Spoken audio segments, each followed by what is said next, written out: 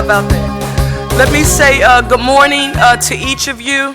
I want to call this hearing to order. This is a public hearing of the City Council of Philadelphia's Committee on Labor and Civil Service. The purpose of this committee hearing is to hear testimony on resolution number 160105. I recognize that the presence of a quorum of committee members is present. To my left is Councilman Alan Dom, Councilman Taubenberger. To my right is Councilwoman Maria Quinones Sanchez. And I would like to ask any of the committee members before I make some opening remarks. Do any of you have any opening remarks that you want to make for the record? With that being said, let me ask the clerk to read the title of the resolution for consideration.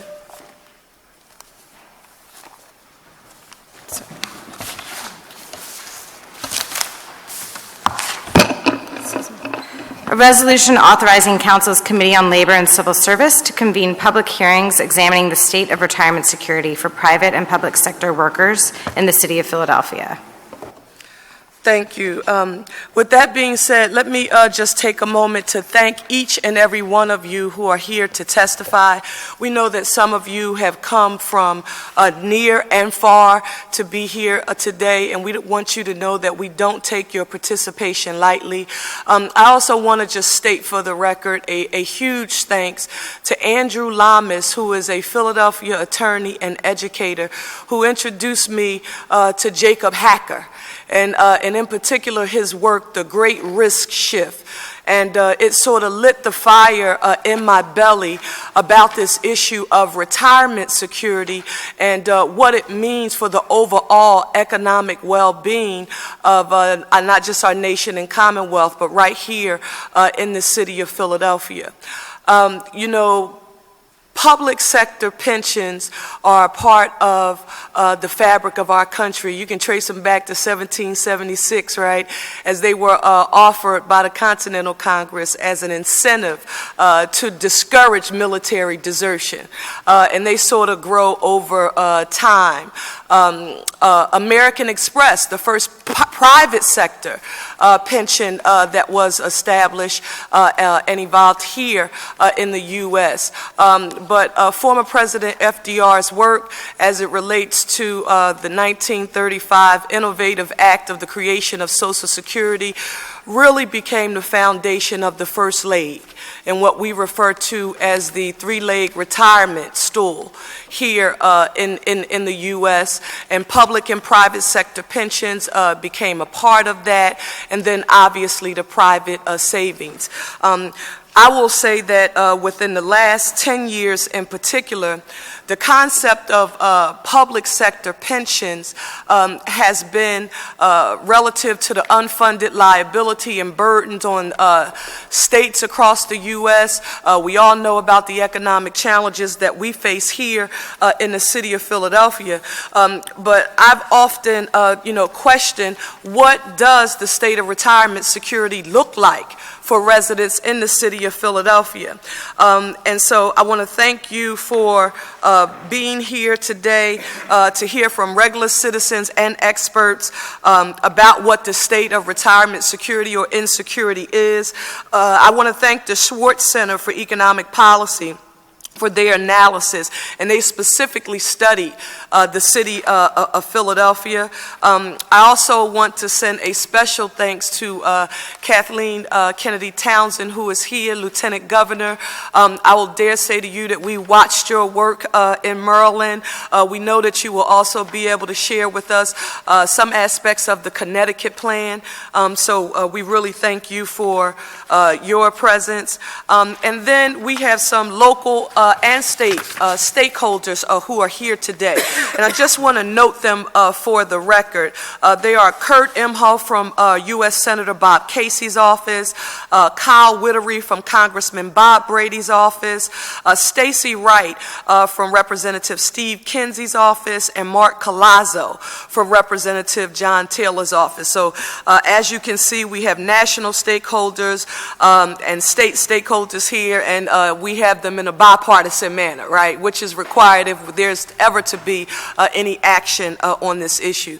We also want to thank Minister Rodney Muhammad from the NAACP, Mike Banks from the African American Chamber of Commerce, Pastor Granum from New Covenant, Michael Rashid from Mass Jijala, Sherman Harris from DC 33, and Vanessa Fields from DC 47.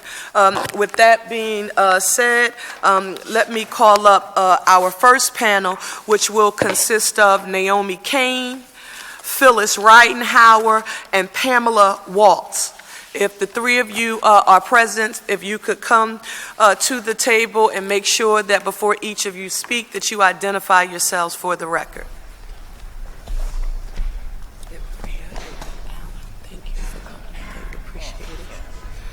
And while they're getting established, let me acknowledge that we've been joined by our Majority Leader, Councilman Bobby Heenan. Thank you, Councilman, for being here today.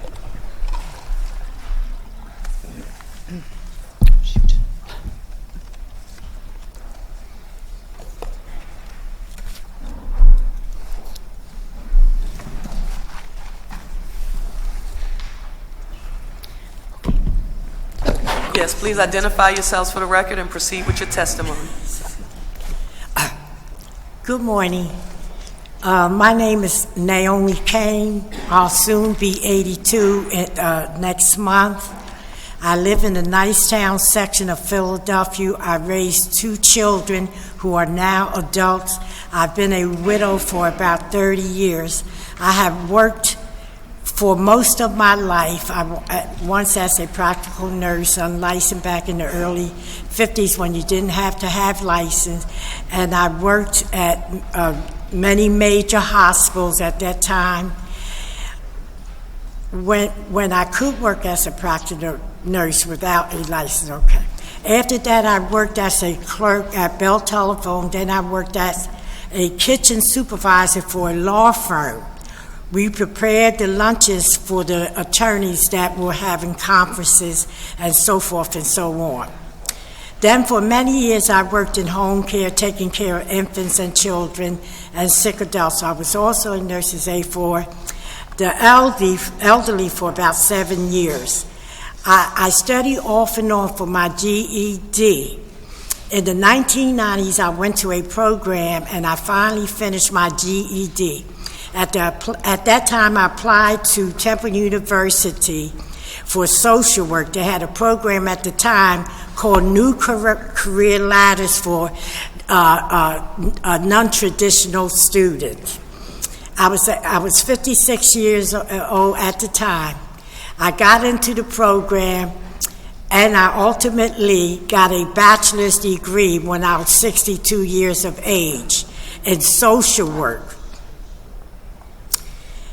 I worked at PCA for a time. I worked in foster care, and the latter years I worked at a senior housing project as a service coordinator.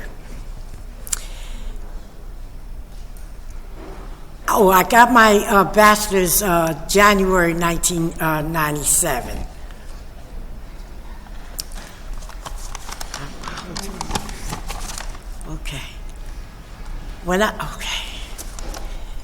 During the time when I worked, I felt that as an older adult, that I was not treated the same as the younger adults on the various jobs that I worked.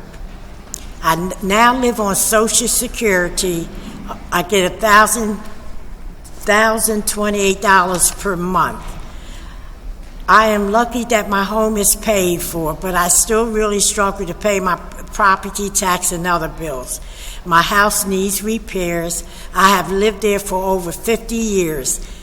It needs a new roof, but I do not have the money at the time to pay for that. And other works like my kitchen and bathroom. And also I have to pay for some of my medical bills. Just a little over. I'm just a little over the income limit for Medicaid. I recently had surgery and cataract on my hands and cataract surgery. I have a few $100s that I owe for those surgeries. I also have to pay to go see my cardiologist and eye doctor. I've gotten help from community legal services and from a credit counselor at Clarify to manage my bills and to avoid bankruptcy. It was instilled in me as a child to save by my father. He used to say, Naomi, save $5 a week, and over the years you'd be surprised how much you can accumulate. However, I didn't save, which was the biggest mistake of my life. My retirement would be much better if I had, and now I wish that I had done that. The jobs I had didn't offer the opportunity to put money into 401ks. If it had been available to me and I had known about it, I would have taken advantage of that opportunity. Seniors need to check for all the resources that are out there that can help them with food, medical bills, health services, and home repairs. And if they are not being treated well, they need to find someone they can trust to help them find the resources that they need. Seniors are sometimes afraid to speak up because they are afraid they will lose whatever help they may be getting. But they need to speak up instead of just suffering. You're still a human being, and you deserve equal care like any other citizens, no matter how old you are. Thank you.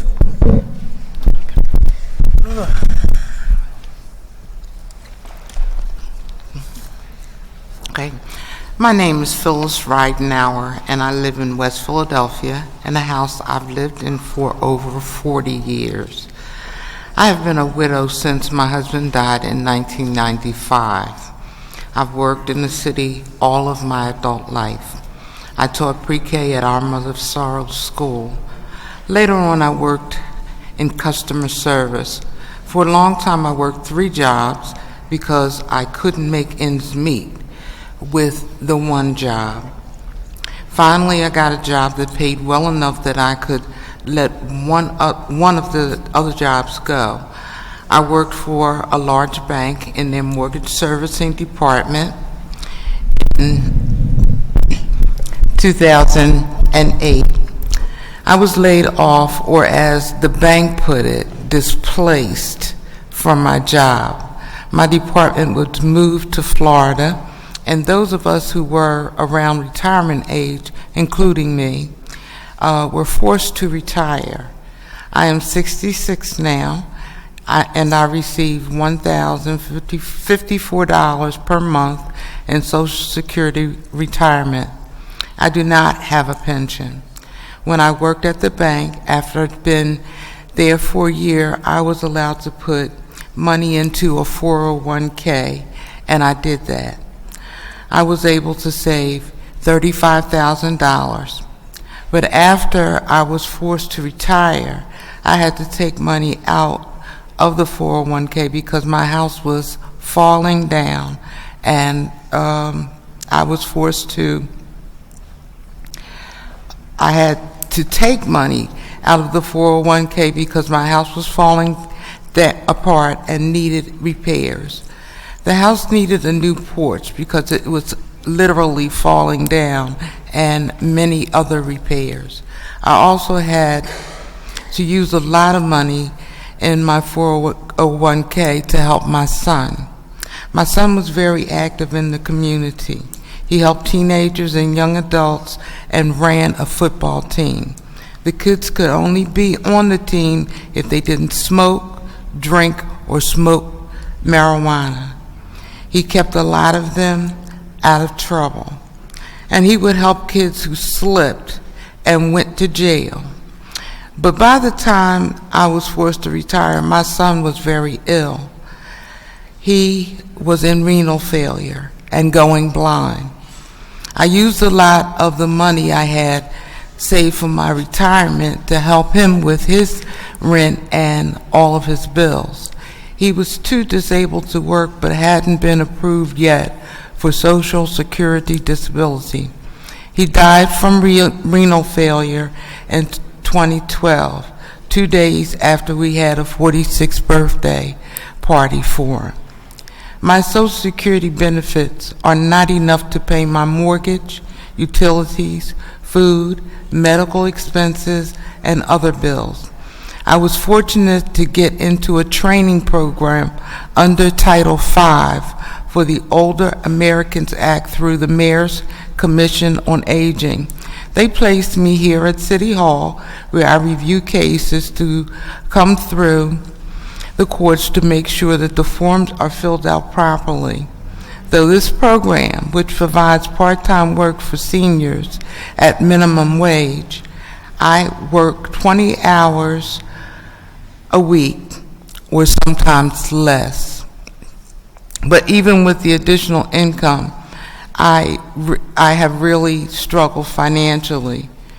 In 2000, I took out a mortgage on my house to pay off bills and get a car to go to work.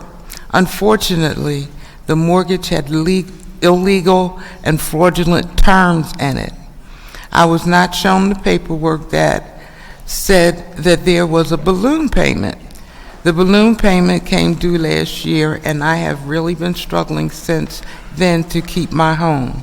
A lawyer from Community Legal Services is helping me with this. After making my mortgage payment, I have a difficult time affording utility bills. My gas was cut off last November, and I had to use electric space heaters. I borrowed money and was able to get it turned back on in January. PGW gave me a payment agreement of $168 a month.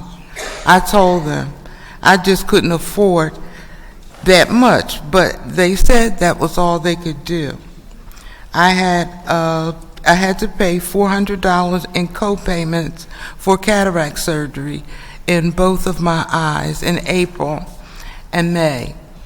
I got behind on the gas bill again, so they shut the gas off last Tuesday.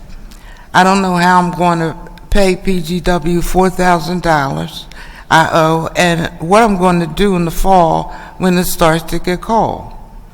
I've applied for all of the programs that I qualify for, but unfortunately don't qualify for many of them because they told me I have too much income.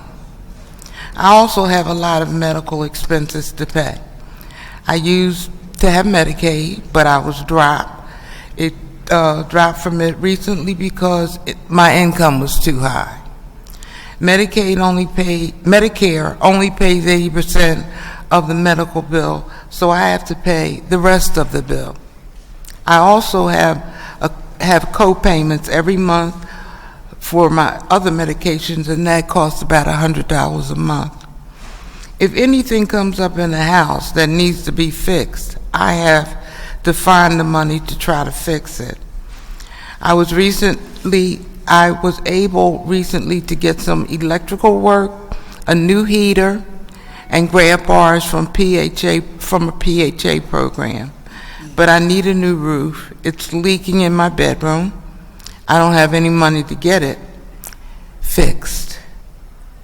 I get food stamps, but it's only $16 a month. So I have to go to Save-A-Lot and buy whatever I can that's on sale. It's not about eating what I'd like to eat, but what's healthy. I have to buy what's on sale. The extra income I earned from my Title V job has helped a lot. But if I'm sick or have to go to the doctor, I don't get paid. I have 2 herniated discs, and sometimes I can't get out of bed, so I don't go to work. You can only stay in the Title V program for 4 years, and my last month will be in October. When this job ends, I will still be over income limit for many senior programs, and I won't have nearly enough income to pay my basic expenses. I really don't know what I'm going to do after that. I've applied for several positions. I've not found a job so far. Thank you for considering the kinds of programs that would help Philadelphia seniors have a more secure retirement.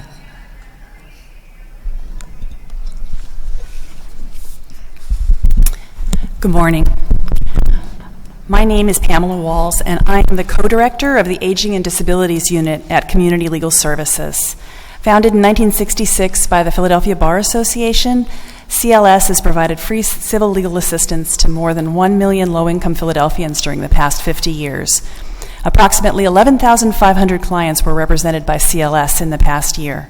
CLS assists clients when they face the threat of losing their homes, incomes, health care, and even their families. CLS attorneys and other staff provide a full range of legal services from individual representation to administrative advocacy to class action litigation, as well as community education and social work. CLS is nationally recognized as a model legal services program. In the past year, CLS has helped about 2,000 elderly, low-income Philadelphians with everything from preventing mortgage foreclosure to keeping their utilities on to accessing in-home long-term care services to help them avoid having to enter a nursing home. CLS's Aging and Disabilities Unit focuses on legal issues specific to low-income older adults and individuals with disabilities, including eligibility for Social Security, supplemental security income, Medicaid, Medicare, and other programs, as well as long-term care services. Our clients are representative of the many elderly Philadelphians who are living in poverty. Retirement is a problem for many seniors in Philadelphia. Ms. Reidenauer and Ms. Kane's experiences are typical of our clients who are older adults. Because poverty is so pervasive in Philadelphia, many people have been unable to save for retirement. For some people, the problem is a disability that kept them from working long enough to qualify for Social Security. Some have long work histories but are not able to work all the way up to the traditional retirement age. We often see individuals who worked in the past in physically arduous jobs, which they're unable to perform as they grow older and develop arthritis and other health problems. For others, their jobs disappeared as incomes like garment production left Philadelphia. People in this situation are often forced to apply for early retirement from Social Security at age 62, rather than waiting for the full retirement age, which is currently 66. Unfortunately, starting to receive Social Security retirement benefits at age 62 means that the monthly benefit is permanently reduced by at least 25% from what it would have been had the worker been able to delay receiving benefits until full retirement age. For most of our clients, working a low-wage job meant never having enough money to put away in savings. Many of them work in jobs where retirement accounts are not available and retirement planning is not offered. Some of these individuals could have saved if only there was a secure way to do so.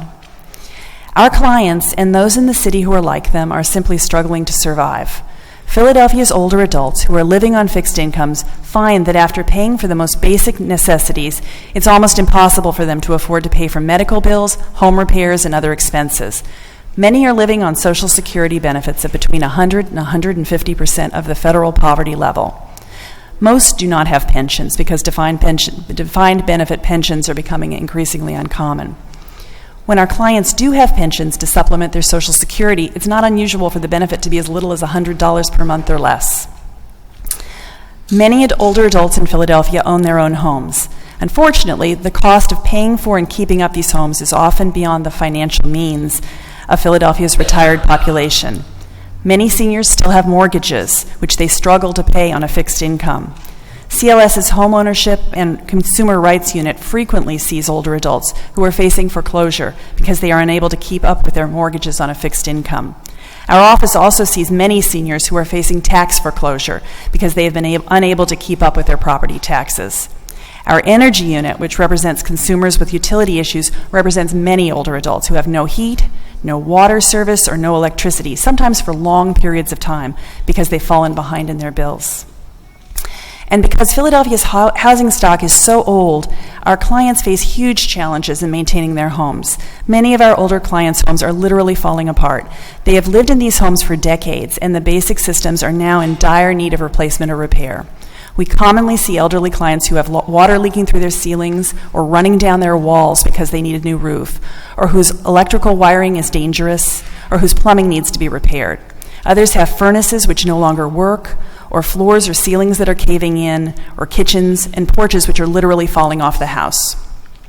These repairs are expensive, and our clients simply don't have the money in their budgets to pay for them. The few programs which exist to help pay for these repairs have long waiting lists. When these homes reach the point that they're no longer safe to live in, that older adult is at great risk of having to enter a nursing home. And this is both a terrible outcome for the older adult and a loss for the city, because that home then sits empty and deteriorating.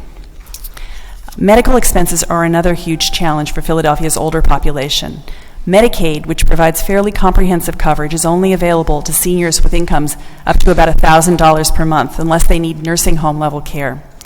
Many of the older clients we see have worked hard and are now drawing Social Security of between $1,100 and $1,500 per month. Because their income exceeds the income limit, they are not eligible for Medicaid. They do have Medicare coverage, but Medicare requires beneficiaries to pay significant cost sharing.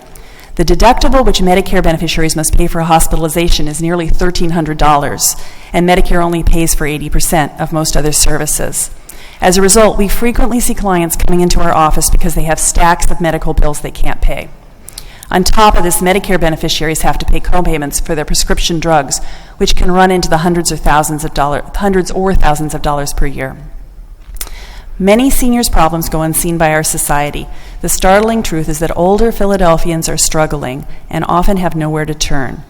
While CLS and others provide help to these seniors, it's vital that we prevent the causes of senior poverty, including a lack of retirement funds.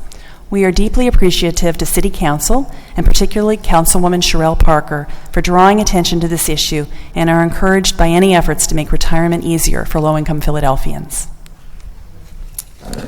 Thank you so very much for your testimony. And let me say in particular to Ms. Kane and Ms. Ridenhour and Pamela Waltz, you know how much we rely on you all at Community Legal Services. I mean, we're the ones who are elected, but I think my colleagues will agree that we often turn to the likes of you, senior law, to be our fixers when our constituents need help. So we thank you. But particularly to Ms. Kane and Ms. Ridenhour, I want you to know that we hear your message today, and the purpose of this hearing is so that we can get all of the issues and concerns and hear about potential solutions that are being considered across the nation in cities and states to address the issue of retirement security, and how we in the city of Philadelphia can address our city-specific challenges.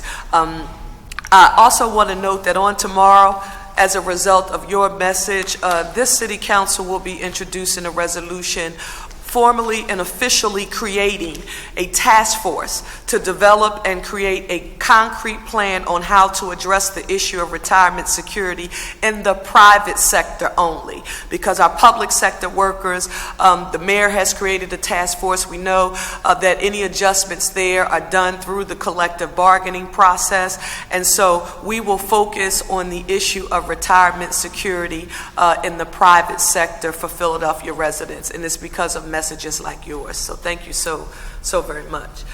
Colleagues, any questions or comments? Thank you. The next panel will ask you to come forward.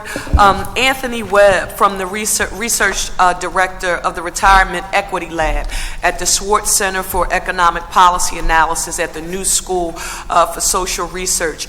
We want to thank you, the Schwartz Center, on behalf of this City Council of Philadelphia, led by our Council President, Darrell Clark, actually conducted Philadelphia-specific research, and it was timely when we just had some data released by Pew, two studies in particular. Our city controller also did a report.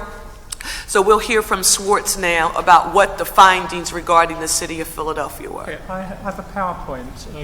Should I go over to the... Oh, I see. There's a controller here. Sure. And if we'll just tip the screen a little bit this way so that council way. members can look at it.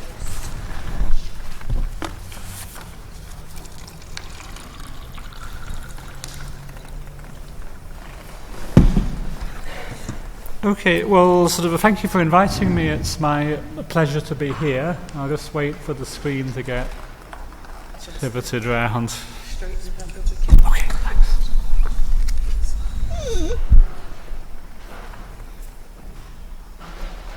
Can the members of the council see the screen? Okay, so thank you for inviting me. It's my pleasure to be here. The US faces a household retirement saving crisis. I'll first describe the factors that have contributed to the crisis, and then explain the ways in which the city of Philadelphia has been especially hard hit. The first factor is the decrease in social security replacement rates, which have resulted from the increase in the social security full retirement age. This is equivalent to a cut in benefits. Also from increases in Medicare Part B and D premiums, which get taken out of the check prior to it going in the mail, and increases in the percent of retirees who are subject to income tax on their social security benefits. The second factor is the low and decreasing level of participation in employer-sponsored pension plans.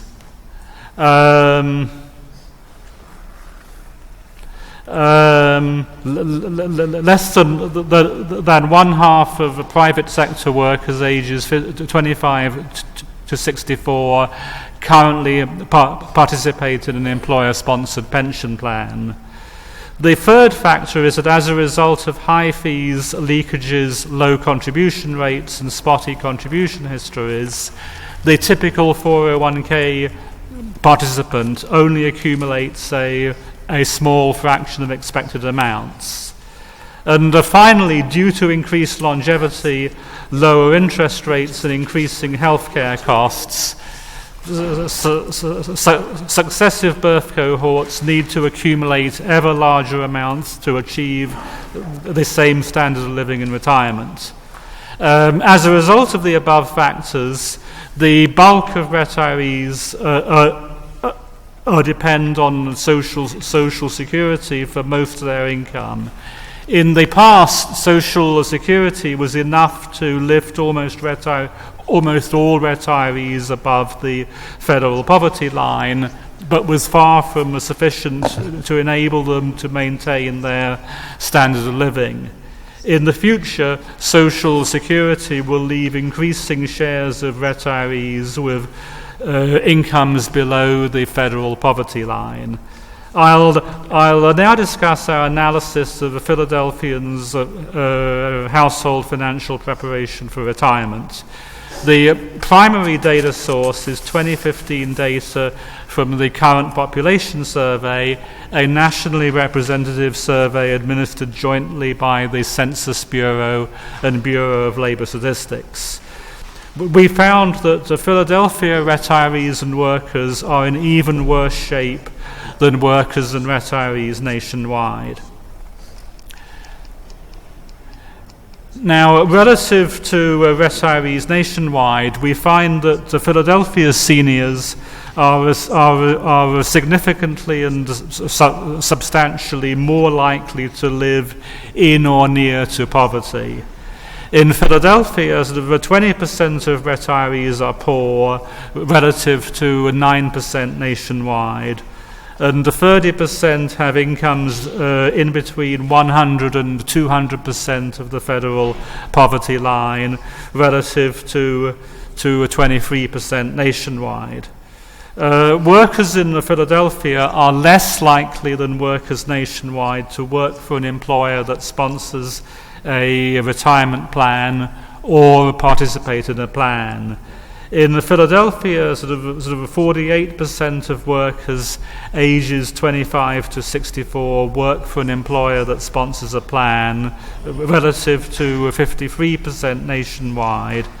and 37% actually participate in a plan relative to sort of a 45% nationwide. Among all the Philadelphians ages 25 to 64, including those not in the labor force, the pension plan participation rate is a mere 24%. The study finds that low sponsorship rates extend across all demographic groups.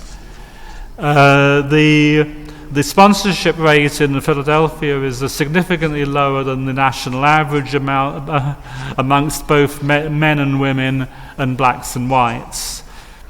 The CPS does not contain household level data on household financial assets. To determine how much Philadelphians are saved for retirement, we use data from the Census Bureau's Survey of Income and Program Participation. The survey contains comprehensive information on household wealth and its composition. But the sample size is much smaller than that of the CPS, and although it is possible to identify which participants live in metropolitan areas in Pennsylvania, it is not possible to identify which of the participants live in Philadelphia. The study found some evidence that households in metropolitan areas in Pennsylvania, some 37% of whom live in Philadelphia, had greater financial wealth than the national average. But their financial wealth falls far short of what is needed to maintain pre-retirement consumption. Our best estimate is that the median household level retirement assets of pre-retiree households that are participating in 401k plans is about $165,000, and that is sufficient to produce a lifetime income of $550 a month. And households that do not participate in 401k plans have far less. I'd like to sort of say a few words about the urgency of the situation. There are many households in their 40s and 50s with zero retirement savings. Some of these households will be able to postpone retirement, but many, perhaps the majority, will be unable to do so. Either because of lack of poor health or lack of employment opportunities. Extending retirement plans to households in their 40s and 50s, even if possible, is not going to give them the retirement of their dreams. But an expansion of coverage would lift significant numbers of households out of poverty and near poverty. The sooner we act, the more of these households can be helped. To summarize, the nation faces a retirement saving crisis. The situation in Philadelphia is somewhat worse than nationwide. A higher proportion of seniors are in or close to poverty, and a higher proportion of workers lack retirement plan coverage or are at high risk of retiring in poverty. The solution is to expand retirement plan coverage. Employers are not going to do this on their own. It calls for government initiatives. And I thank you for your time. Thank you so very much for your testimony. Let me just ask, are there any questions from members of the committee? Councilman Dom? I have, it was a very good thank you, Madam Chairwoman. It was a very excellent testimony, by the way. I had some questions on, I was looking at the chart on page 7 of the handout. Yeah. And I'm just curious, I wanted to understand these percentages. Maybe you could explain them to me. Okay, let me just get to the chart on the screen so everybody can see. It says at the top, table 5. Is this the right one? Thanks.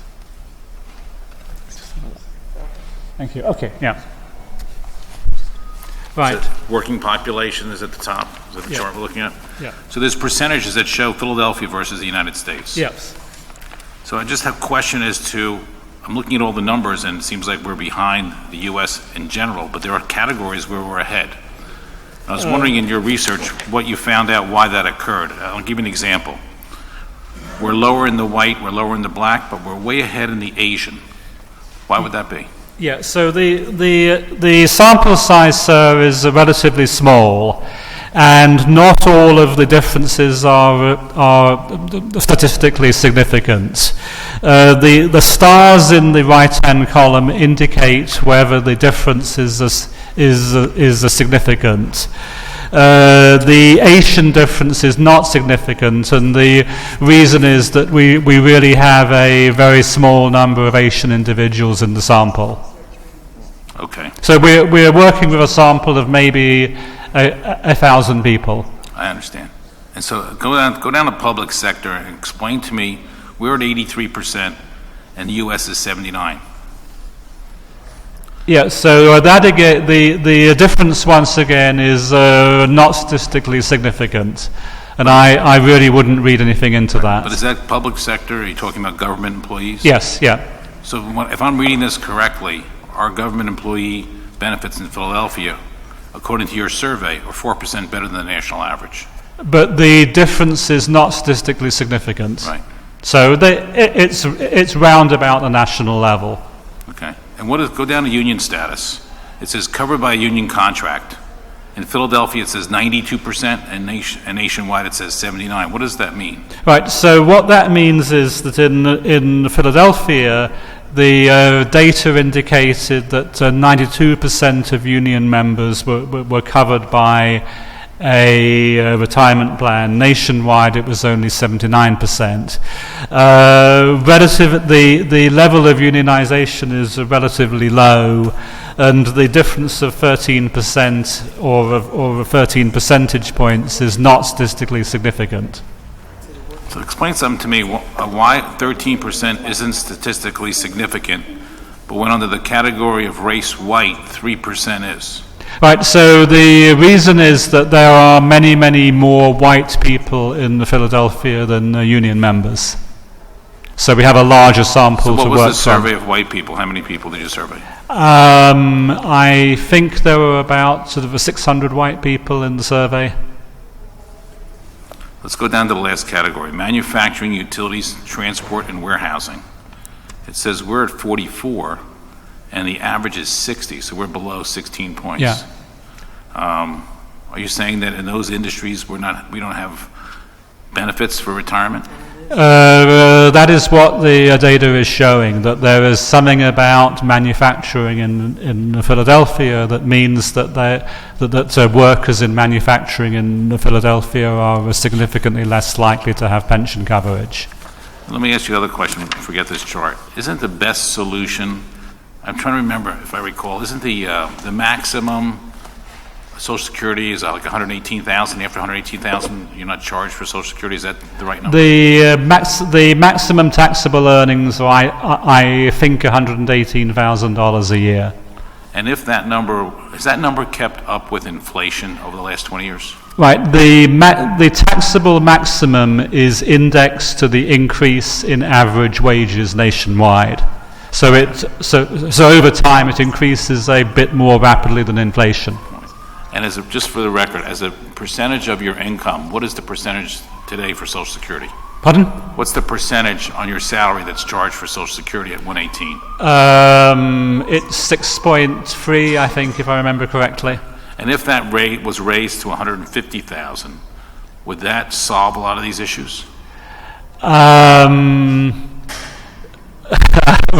So we currently have a funding problem in Social Security.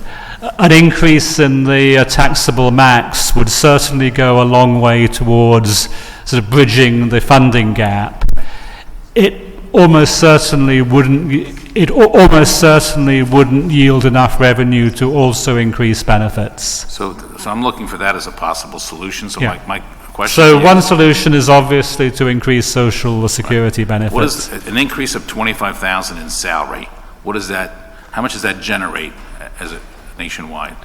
I think that the calculations indicate that even if you increase the taxable maximum all the way from 118 to 250,000, it wouldn't be enough to bridge the funding deficit. And how much would it generate, though, per 25,000 or per 100,000? Do you have an idea? I don't know offhand. I can answer you offline. Okay. All right. Well, thank you very much for your testimony. Very informative. Thank you. Okay. Thank you, Madam Chairman. Thank you, Councilman Don, for always paying attention to the numbers and the data. We appreciate it. Councilwoman Helen Gale. Thank you. Mr. Webb, I had a couple questions.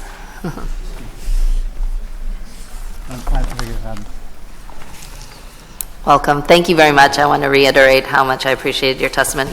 So just for clarification, one of your comments on Table 4 about sponsorship and participation rates of Philadelphia residents, the primary issue, it looks like, in terms of ability to participate, 2/3 of people are either not working or working but not sponsored. Is that correct? Yeah.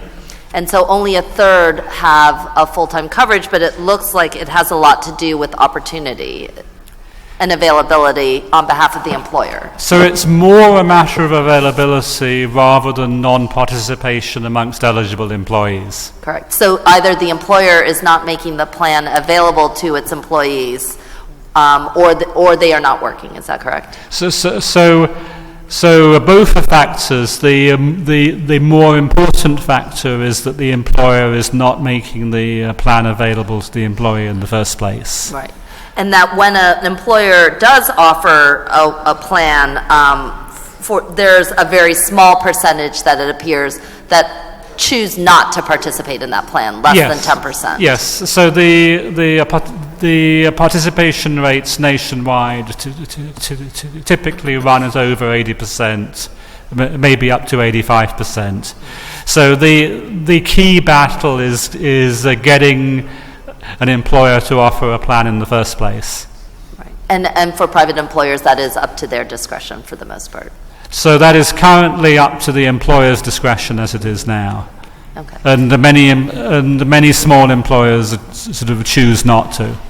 And making, say, a plan more available to people, have you looked at whether people would participate in a plan if one, I mean, it's clear from here that if you are working and a plan is made available, people participate. It's a very small percentage who exercise their right to, as we know, to choose not to participate, but that is a tiny fraction of the number of people.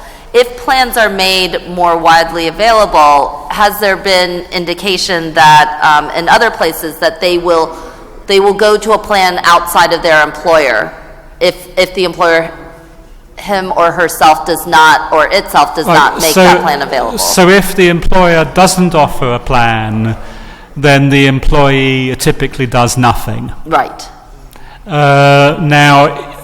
I think the question you're asking me is, are the people who are working for employers who don't offer a plan very, very different from workers who work for employers who do offer a plan, and would they not participate even if one was offered? And I think the answer is that with auto-enrollment, you'd probably get relatively high participation rates even from those people. And I think that is a very important factor, that individuals where the private employer does not offer a plan, thrown to the free market, which is a really enormous entity, is overwhelming. And that if a clear plan, a pension plan, could be offered to them, that they may likely, as we see in universal health care, will enroll. They don't on an individual basis choose to opt out of benefits that would secure their financial future. So the best evidence is the evidence of the previous testimony, where one of the speakers said that she'd had drilled into her the importance of saving, and yet she wasn't in a plan and didn't save, even though she knew it was the right thing to do. Now, I think that had she been offered a plan and had she auto-enrolled, she would have saved. Is there any municipality or other places around the country or the world in which something like a broader plan, a more universal pension plan has been offered, and what kinds of lessons do you yield from this? Right, despite my accent, I haven't lived in England for many, many years. I do know a little bit about the NEST program in the UK. The UK, just as here, had a problem of low participation rates. They introduced an auto-enrollment plan for low-wage workers a couple of years ago, and have achieved very, very high participation rates even amongst low-wage workers. And when you see participation increase within a pension plan, obviously Philadelphia, like many other cities, is struggling with its fund balance within its pension plan. Increase or sharp increase in participation rates, does that often help address fund balance issues over a period of time for municipalities? I don't see it as having much of an effect on the finances of the city of Philadelphia one way or another. It's something that we can sort of talk about offline. One thing that I sort of think it does address is the question of pension envy. That I think everybody's entitled to a decent pension, and if private sector workers have a decent pension, they're less likely to carp at the pensions offered to city employees. Do you see those things as having a negative impact on a municipality if one is more universally offered? I can see absolutely no negatives whatsoever from Philadelphia introducing a program to cover uncovered workers. I think only good will come of it. Thank you very much. Thank you. We're going to go back to Councilman Dom. Thank you, Madam Chairwoman. A question for you, because your testimony was so good, I wanted to ask you this question. Isn't the biggest issue really the concept and mindset that you must save before you spend, which 90% of the Americans probably don't do, okay? I know there's been books written about that. But my colleagues and myself are very interested in teaching financial literacy in our school system. And I was wondering, in other municipalities that you might be aware, if there have been courses that have been introduced in the public school system that would help deal with this. So from kindergarten, we start teaching people about why you need to save, why it's important. And because you can give somebody $100,000, two different people, each $100,000. One can blow it in 6 months, and one can make it last for 5 years. I see you're holding back, so why don't you speak to that issue? I certainly don't think there's any value at all in teaching sort of children about Black and Scholes and the operation of the stock market and option pricing. I think that we sometimes use discussions of financial literacy to blame households for what is in truth an institutional problem. That the correct solution, I believe, is to design a program that is so simple, so straightforward, so automatic, that even the most uninterested, the most financially literate person can use it. Except I will say this, when I was growing up, my mother made me go to the local savings loan. I mentioned this earlier, when I was 5 years old, and had those paperback things where you stuffed your nickels and dimes in, and you took them to the bank and you saved money, and it taught me the benefit of saving. So I mean, there is benefits, and I'm not sure that's being taught to our young people today. I'm just not sure, because I see what goes on out there, and I see how people spend money, and you have to always live below your means. I'm talking for all ranges of salary, all ranges. And the more we can teach that, the better we're going to help people economically. I agree with you. I nonetheless think that if you take the money out of a person's paycheck sort of prior to him even seeing it, you're probably 90% of the way there. Right. Okay, thank you very much. Thank you, Councilman Dom. Mr. Webb, let me just ask you to sort of take a quick stroll back through history. I was 2 years old in 1974 when Congress shored up the second leg and, via the Employee Retirement Income Security Act, ERISA, which created the Pension Benefit Guarantee Corp, which in essence was the safety net that those employees from Enron and Kemper and United, all of those who were, almost lost it all after working for years. With that in mind, I want you to tell me, if you will, the difference in a defined benefit pension that is associated or commonly known with the public sector, but at a time was offered in the private sector, the assured income that is offered through the defined benefit. And then in addition to that, I want you to talk about the defined contribution sort of plan structure. What I really want you to talk about is the power of risk pooling.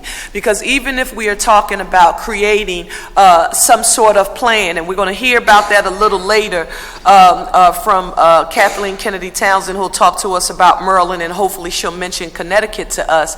The issue has been about the power of the risk pooling and individual lay people sort of not being expected to become portfolio managers, right? And the major part for me, and it'd be great to hear your response, the power of annuitizing, and what does that mean versus a lump sum payment that you could receive through an individual sort of 401k versus if a plan is annuitized. Can you talk to us about that and connect it to behavioral economic trends? Right, okay, how long have I got? Tell me about it.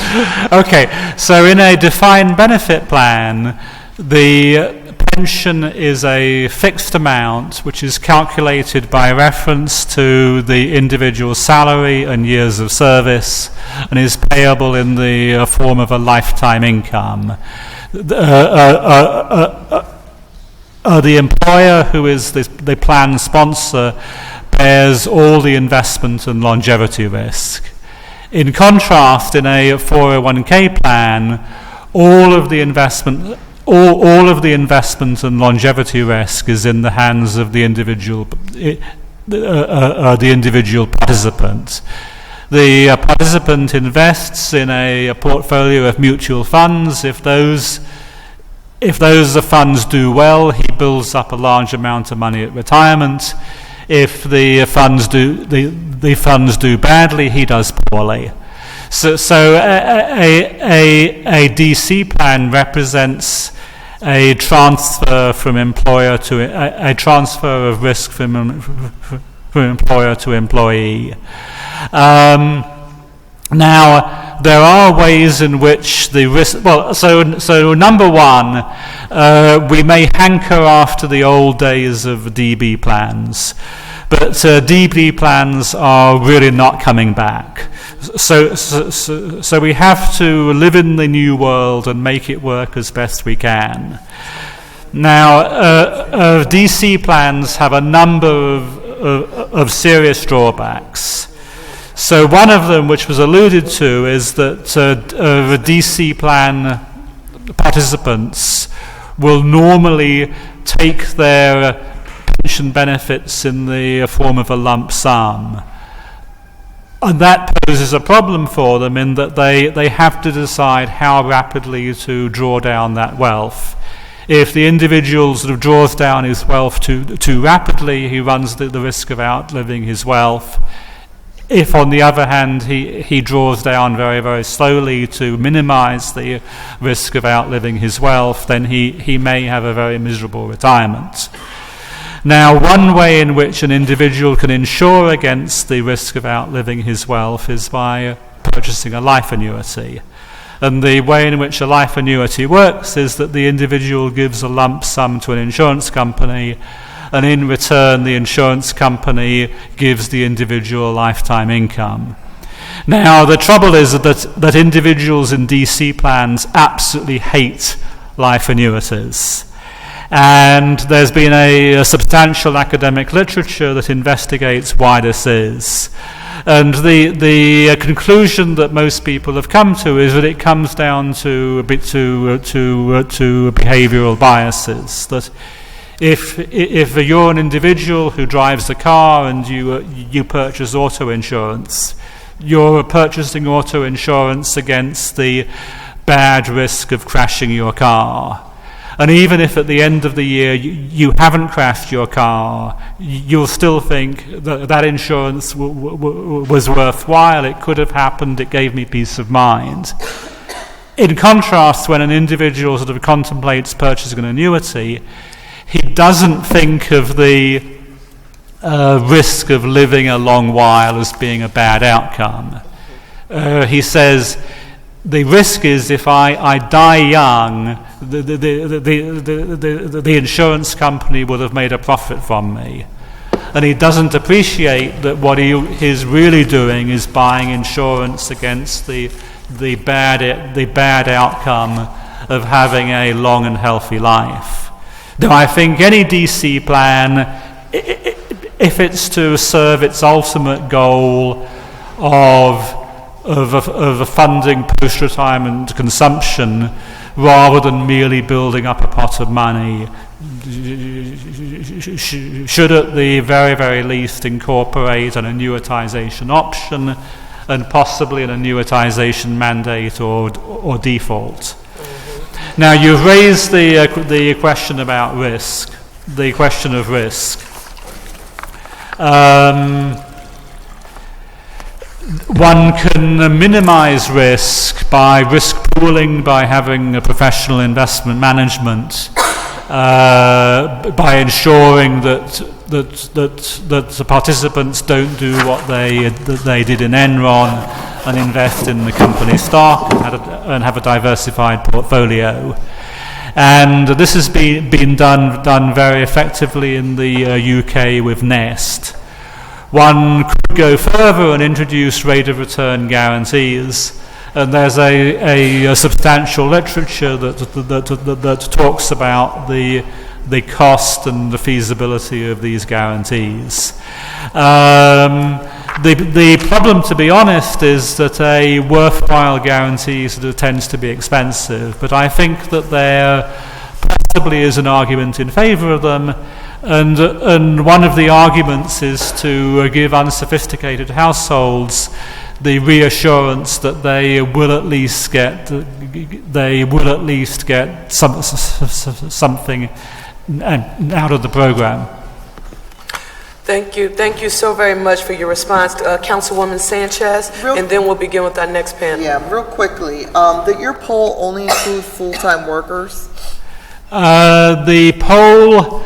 The CPS samples all Philadelphians. Now we focused on sort of full-time workers ages 25 to 64. Had we included part-timers, the participation rate would have been even lower. Yeah, and I'm trying to gauge that in terms of, was there a particular, because we have 150,000 folks that work in kind of hospitality who may be less than full-time, 35 hours. So that's a huge component of the Philadelphia workforce. Was there a particular industry that stood out for you with a low participation rate? I know you lumped them into three categories, but was there someone particular within those three categories that you... The sample size was relatively small. Okay. We made an attempt to push it further, but we felt it was unwise to. And then in your experience, is an employer match the biggest incentive for participation, or people participate at same rates when there's no employer match? I think that the most effective means of boosting participation is number one, offering a plan in the first place. And number two, auto enrollment. And the match helps, but it's of lesser importance. It is of lesser importance, so you feel like there will be still a significant improvement in participation. Yeah. Okay, thank you. Thank you. Are there any other questions? Thank you so very much, Mr. Webb. We'll ask you, if you can, to please stay, because a question may come up where we want to call you back up. We'll ask the next panel to come forward. Monique Morrissey of economists who from the Economic Policy Institute, Diane Oakley from NIRS, the executive director, John Scott, the director of the Retirement Savings Project at the Pew Charitable Trust, and Jacob Hacker, who is the Stanley B. Resser Professor of Political Science and the director of the Institute for Social and Policy Studies and resident faculty fellow at Yale, is not here, but he hasn't submitted testimony for the record. Let me also do a little housekeeping and just note for the record that all of the PowerPoint presentations are available in the folders, so people can follow along that way if they can't see the screen. For this panel, obviously each and every one of you, because you can't do any research on this issue in the U.S. and not know Morrissey, Oakley, Scott, Pew, NRS, EPI, and what you all do. If you prefer to sort of just talk us through this process versus the reading of testimony, please know that that too is welcome, and thank you all so very much for being here. Please state your name for the record and you can begin. My name is Monique Morrissey. I'm an economist with the Economic Policy Institute, and I focus on retirement. Thank you, Councilmember Parker, for inviting me here. It's a great honor, and I really, really commend you and the council for focusing on this issue, which is, to me, one of the most important in the country. I'm the author of a chart book called The State of American Retirement. I'm going to show some of the charts from that chart book later, but it's all of this is available on our website, www.epi.org. And so I recommend, if you're interested in the charts that I show you, that you look for more there. Taking a step back, what does our retirement system look like? Currently, Social Security replaces a little less than half of what most experts think we need for retirement. The other half traditionally has been assumed to come from savings and from pensions. Tony alluded to some of this before. Employer-based retirement system looks like it's stable or a little bit declining in terms of coverage, but the quality of that coverage has shifted.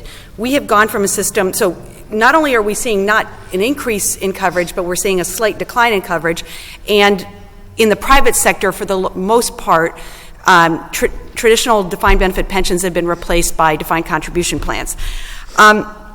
If you have only a defined contribution plan, you need to save something like 10 times your income to have what experts think is enough to retire on. Now, if that seems shocking to you, it's shocking to most people, and virtually nobody has that amount. But I'm just putting that out there.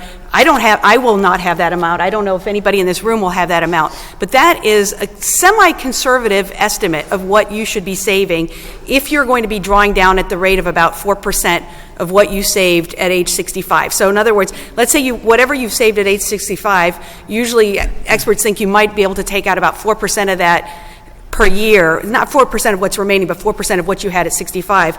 To do that, you need to have about 10 times of what your income was before that, and nobody has that. So right now we have unattainable goals, and we're falling farther behind. The Center for Retirement Research at Boston College, which Tony used to work for, has estimated that fewer than half of working age households are on track to be able to avoid a significant drop in their standard of living at retirement. And this share is increasing over time because younger generations are falling farther behind where predecessor generations were at the same age. This is a big problem because we should be saving more, not less. So the wealth to income ratios are roughly stable. In fact, they've declined since the recession, and they didn't rebound in the last 3 years. So we've actually seen there was a big drop after the recession, and they rebounded only slightly since then. So, the recession took a big hit out of people's savings.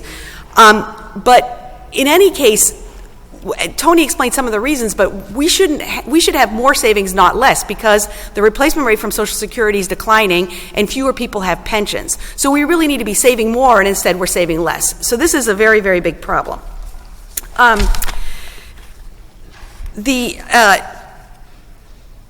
And one of the things that, and I'm skipping ahead a little bit here, but we are talking about the private retirement system, but I think the number one thing we need to do to fix our system right now is something that's not in the council's power to change, but I just want to put a marker in there, is that we really need to be talking about expanding Social Security. And I know that Council Member Dom mentioned this and how much it would cost. Not to get into the weeds there, but it is something we can afford. We would start by raising the cap on taxable earnings, but there are other things we can do to raise revenues. And the good news there is that American voters are actually very strongly in favor of this. And this cuts across partisan lines. So if we can sort of convince both parties to work on that. That said, I recognize that states and municipalities around the country can't wait for Congress to do something about it. And the Philadelphia City Council is way ahead of the curve here, because they're not even waiting for the state of Pennsylvania to get something done, but are thinking about it themselves, because I believe that the population in Philadelphia faces particular challenges. And so the sooner that something gets put in place in Philadelphia, the better for residents of the city. One of the things we focus on in this chart book is growing inequality. It might come as, people understand that inequality is a problem. What people might not know is that back in the days when defined benefit pensions were the norm rather than the exception in the private sector, this was only about half of workers had pensions. This sort of was an old-fashioned system. A lot of, more than half of households had pensions because of spousal benefits, but only about half of households had them. But there wasn't a big difference between African Americans and whites, Hispanics and whites. If you had a job, some jobs had pensions. There wasn't a big difference, based on income, based on education, based on race. It was a fairly egalitarian system. The charts I'm going to show you show that this system is falling apart. One of the reasons is that 401ks magnify inequality. And to give you, I'm going to state a statistic that's going to seem shocking at first. It's a little less shocking when you think about it, but it's still shocking, which is that 3/4 of all savings in these plans are held by the top 20% of households. Now, the reason it's not quite so shocking is because actually the top 20% of households also have a huge share of the income. But what is a little bit surprising is that the share of savings in 401ks is disproportionately the higher end.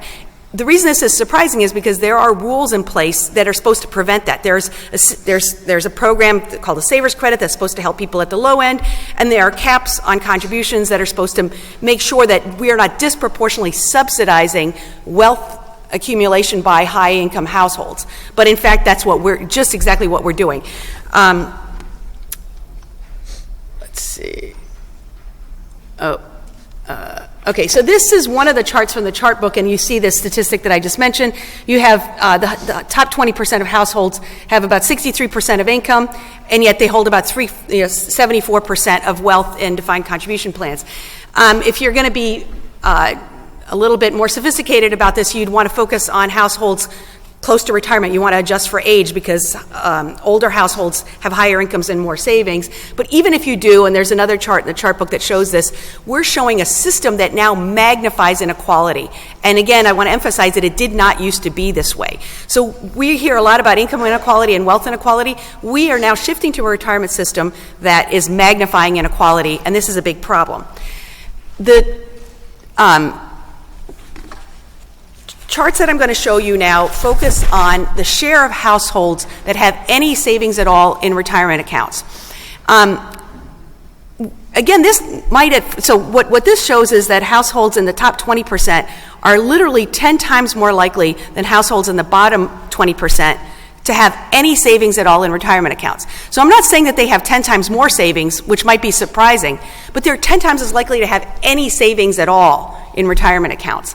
If you look at the amounts that they have, it's also very unequal. But there is no reason, in theory, that this should be the case. We do expect retirement savings to be unequal because incomes are unequal, but access to these savings should not be this unequal. This is really shocking. And what's more, the other thing to note about this is that, in general, if you look at what's been happening in the new millennium, you see a decline in the share of households that have any savings at all, which again is shocking when you consider that the share of households that have any traditional pensions is declining. So we would expect this to be increasing, and it's not just after the recession. So the only households that are doing about as well in terms of having any savings are the ones in the top quintile. In every other case, there's been a decline since 2001. And this is sort of inexplicable and quite disturbing.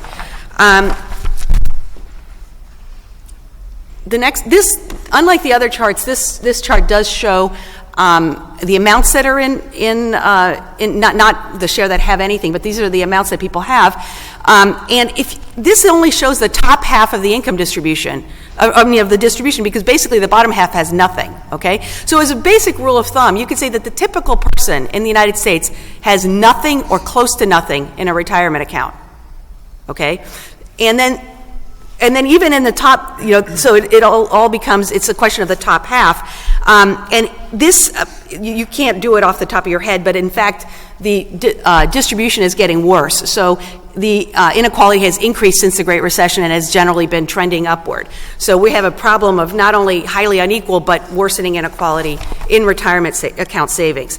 And again, these are savings that are subsidized by other taxpayers. So it's not, it's not just a question of, it's a problem because we're actually contributing to this. Okay. And I generally like to say that 401ks are a system that are not working for the vast majority of Americans, and that includes people who normally do pretty well, college-educated, married, white households. And this is true that group is the only group that has any significant savings in accounts. But that said, most of those people are still not doing very well.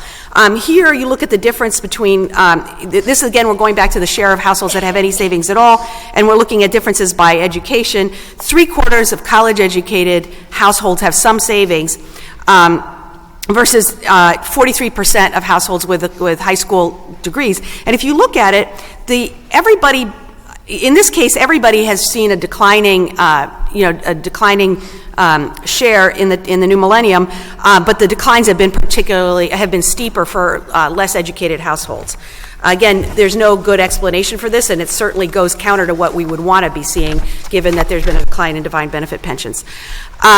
The next slide is also even more depressing. It shows that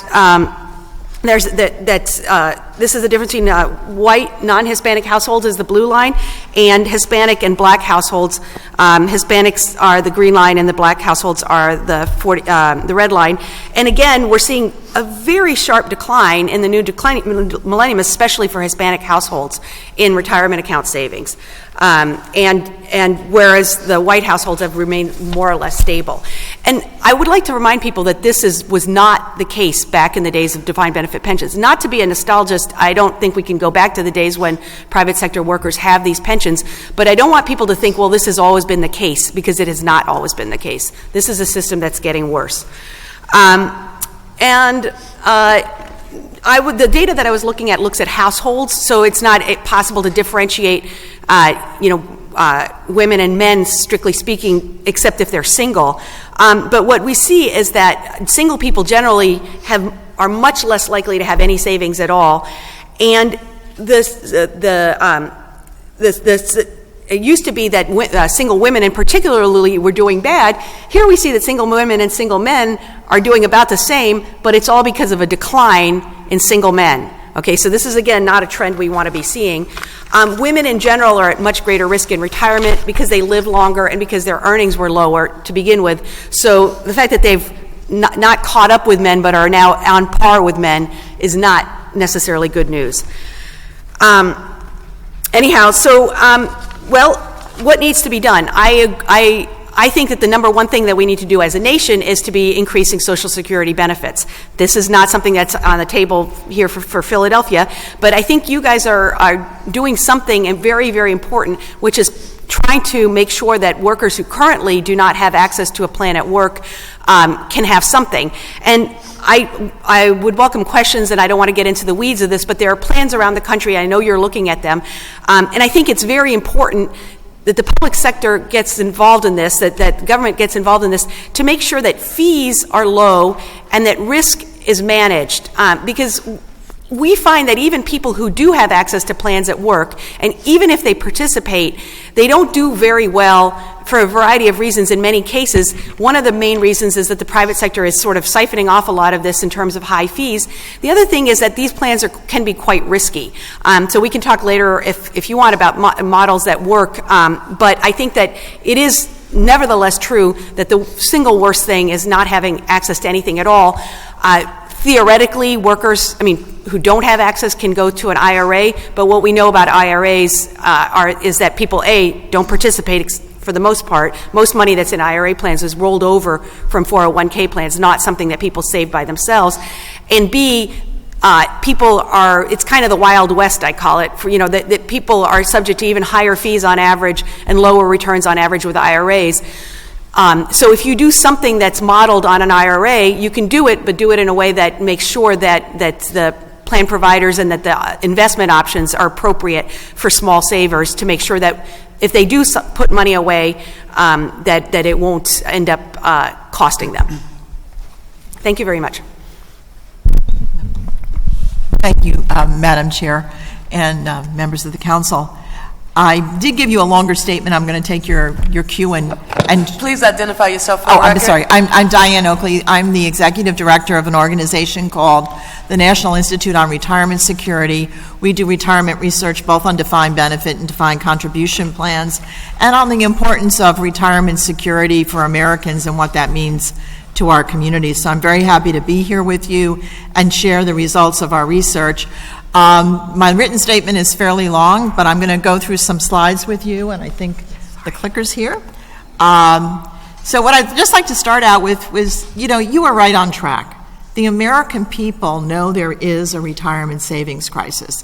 And when we asked a question, 86% of Americans that we surveyed nationally said that there is a retirement crisis. And in fact, 57% agreed with that strongly. And that goes across income and across gender. A little bit more for women would say that there's a crisis than men. But overall, I think there's strong belief that we need to do something. And everybody understands that it's going to be much harder to retirement in the future. And some of the reasons why, and again, Monique talked a lot about this, but to look at it in a simple way, when we look at, and we're using some of the same database here, the Federal Reserve data on households that have retirement accounts. If you look at the top, 9 out of 10 have a retirement account in those households. Some of them may not have one because they don't need one. They have enough other money. If you look at the lowest quintile, it's 1 out of 5 who have a retirement account. So there's a big disparity in terms of having a retirement account. A lot of that comes because of income. And a lot of the discussion, I'm going to talk about the typical household. I'll also talk about the median. That's the household right at the middle of the income spectrum. So half of the households above that level are better than that household in terms of income. Half of them are below that. But when we look at income from those accounts, and we look at what is the value in those accounts, people look at me, and when I share these numbers, they often say that can't be true. Again, this is all based on data from the Federal Reserve Bank of the United States and surveys that they've done. Too often we hear figures about people's retirement savings, and it's from organizations that are telling us these are the people who have accounts with us and this is what their balance is. What we don't know, and this is important for your purposes, is what about those individuals who don't have accounts? And there's about 40 million households nationally that don't even have a retirement account within that household. And when we put those people into the dimension, we get a very different picture of our retirement savings. This slide that I have up here, the yellow bars, or if you just look at the households that have retirement accounts, you think, well, we've got challenges, but the average account balance, the median account balance is $50,000.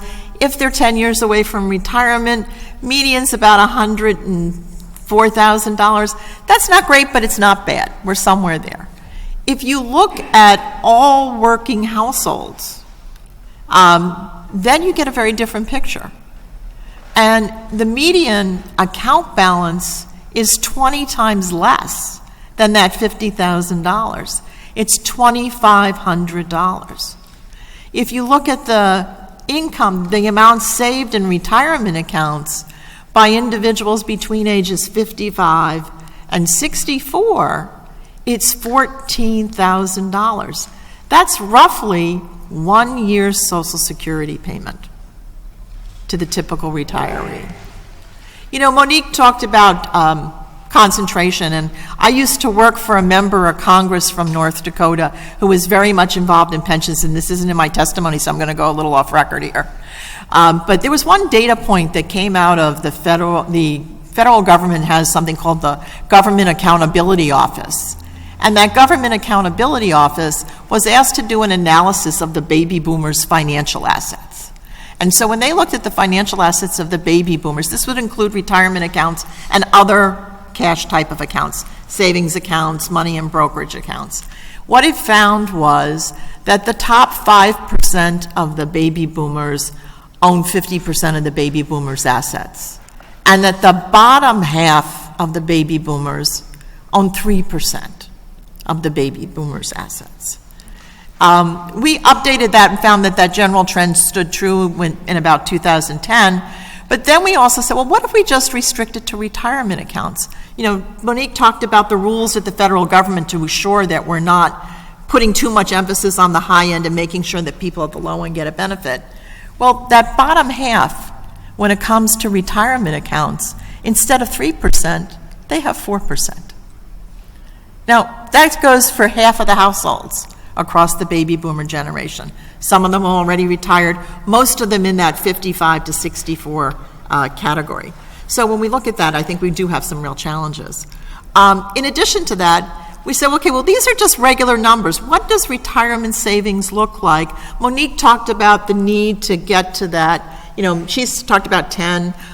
Fidelity actually puts a paper out, and they talked about by the time you're 67, they feel their participants ought to have 8 times their salary saved. So we said, well, what do we look like if we look at individuals? What kind of percent of pay is their retirement savings? And what we found out, first of all, was that 4 out of 5 households have less than 1 times their salary saved for retirement. Now, that's really good if you're about 30 years old. You'd be right on track. So 80% of us are on track if we're all 30 years old. Unfortunately, some of us are like me and we're not 30 years old. So we're a little bit closer to the other side of the scale. But even when we look at it, and I circled in my chart, the people between ages 55 and 64, 30% of them have nothing saved. Another 33% have less than 1 times their salary. Only 9.9% have 4 times their salary put away for retirement, and 4 times your salary at that age is still putting you behind where you should be. Fidelity says by 55 you ought to have 5 times your salary saved. So when we think about that, think about the small numbers. We did this in an aggregate basis, not only looking at retirement accounts, but looking at housing equity in the Federal Reserve data. And what we found was that roughly 2/3 of the Americans are not on track to meet these type of standards. When we said, well, let's just cut that by 25% because maybe when you retire you can cut your expenses by 25%. So the same standard of living doesn't necessarily have to apply. 6 out of 10 still were not on track to be where they needed to be. So we do have a crisis. A lot of that does come from the access. Monique talked about people of color. I want to just reinforce some of that as well. We've looked at this data, and here what we do is we give you access in the green lines and actual participation rates in the yellow lines. And we looked at the whole workforce, and then we broke it out by white, Hispanic, Black, and Latino. And in particular, the Latinos have a much lower access than whites. In terms of access, white American households or employees have about a 62% access rate. They have an employer that offers a plan, they can choose to participate in it. When it comes to participation, about 53. When we look at the Latino individual worker, only 38% of their employers offer them a plan, and there are only roughly about 30% of them choose to save. So we see a real challenge right there for that community of color the African Americans have slightly less severe situation, but still much lower than whites. And again, this magnifies when we actually look at the account balances held by those people who have accounts. What's hard for people to also understand, when I talked about the average household having $2,500, when we go into the Black and Latino community, the median household has 0 retirement savings. So the household at the 50% of the income level has no retirement savings at all. You have to go almost up to the top 20, 25% of each of those categories. But when we look at people who have accounts, one of the things we see is that the value for all ages of accounts is about 1/6 for people of color of what white households have in terms of their retirement savings.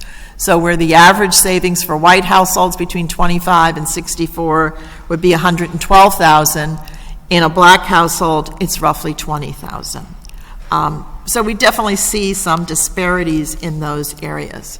One thing I would like to talk a little bit about is retirees. NERS has done some research on how having a pension, a defined benefit plan, impacts poverty rates among older households.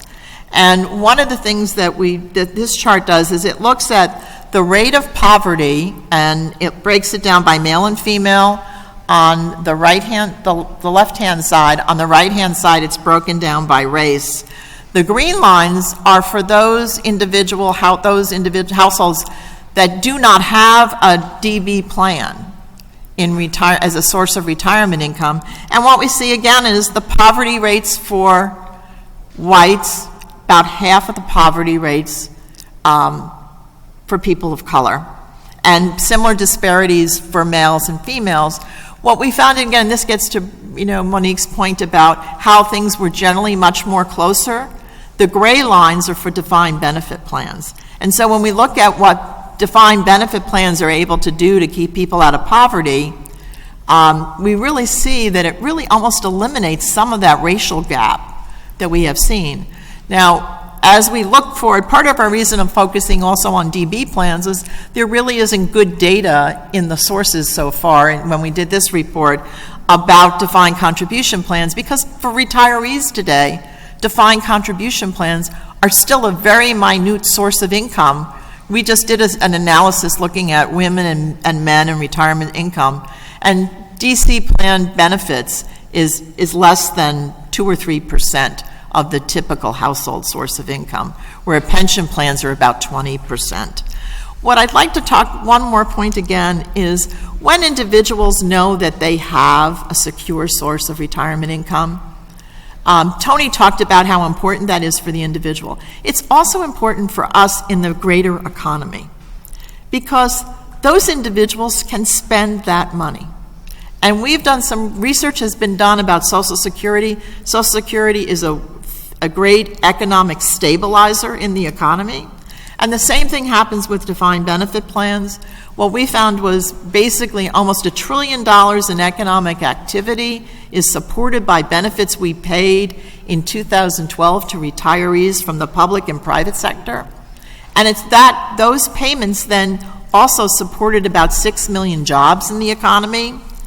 In the state of Pennsylvania specifically, it generated about $17 billion in economic activity, and those types of payments supported 122,000 jobs in the state of Pennsylvania. So pensions are not just something for the individual households, they really are something that ultimately come back into the community. And so while there may be some economic cost that you will hear from people, well, if I put this money away, I can't spend it.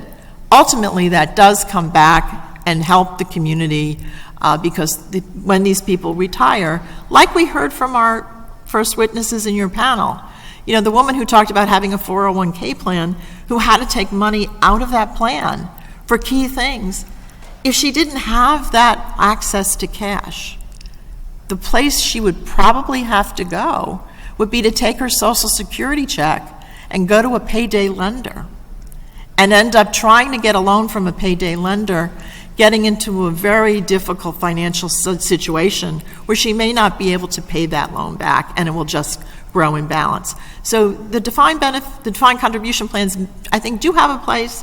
I think the access is important.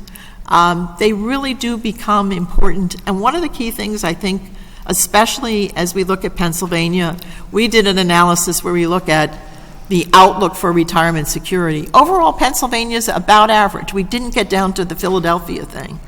But a couple of key things about expenditures. Expenditures for people for health care are higher than average, and the typical out-of-pocket cost for health care for retirees is about $1,900 in the state of Pennsylvania. And in the state of Pennsylvania, a third of retirees are spending more than 30% of their household income on housing.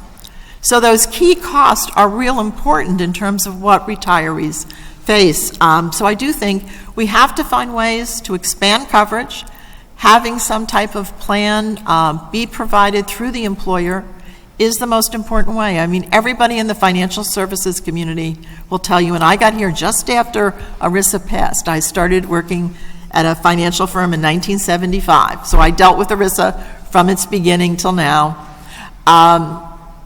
If people have a retirement plan, what it enables them to do is pay themselves first. So that money goes into an account for them, and if they don't have that and they wait until the end of the month, we know too often the money isn't there. And that's why there's that big difference between people who have a plan through an employer and people who don't. That payroll feature is critically important in getting people to save. Thank you.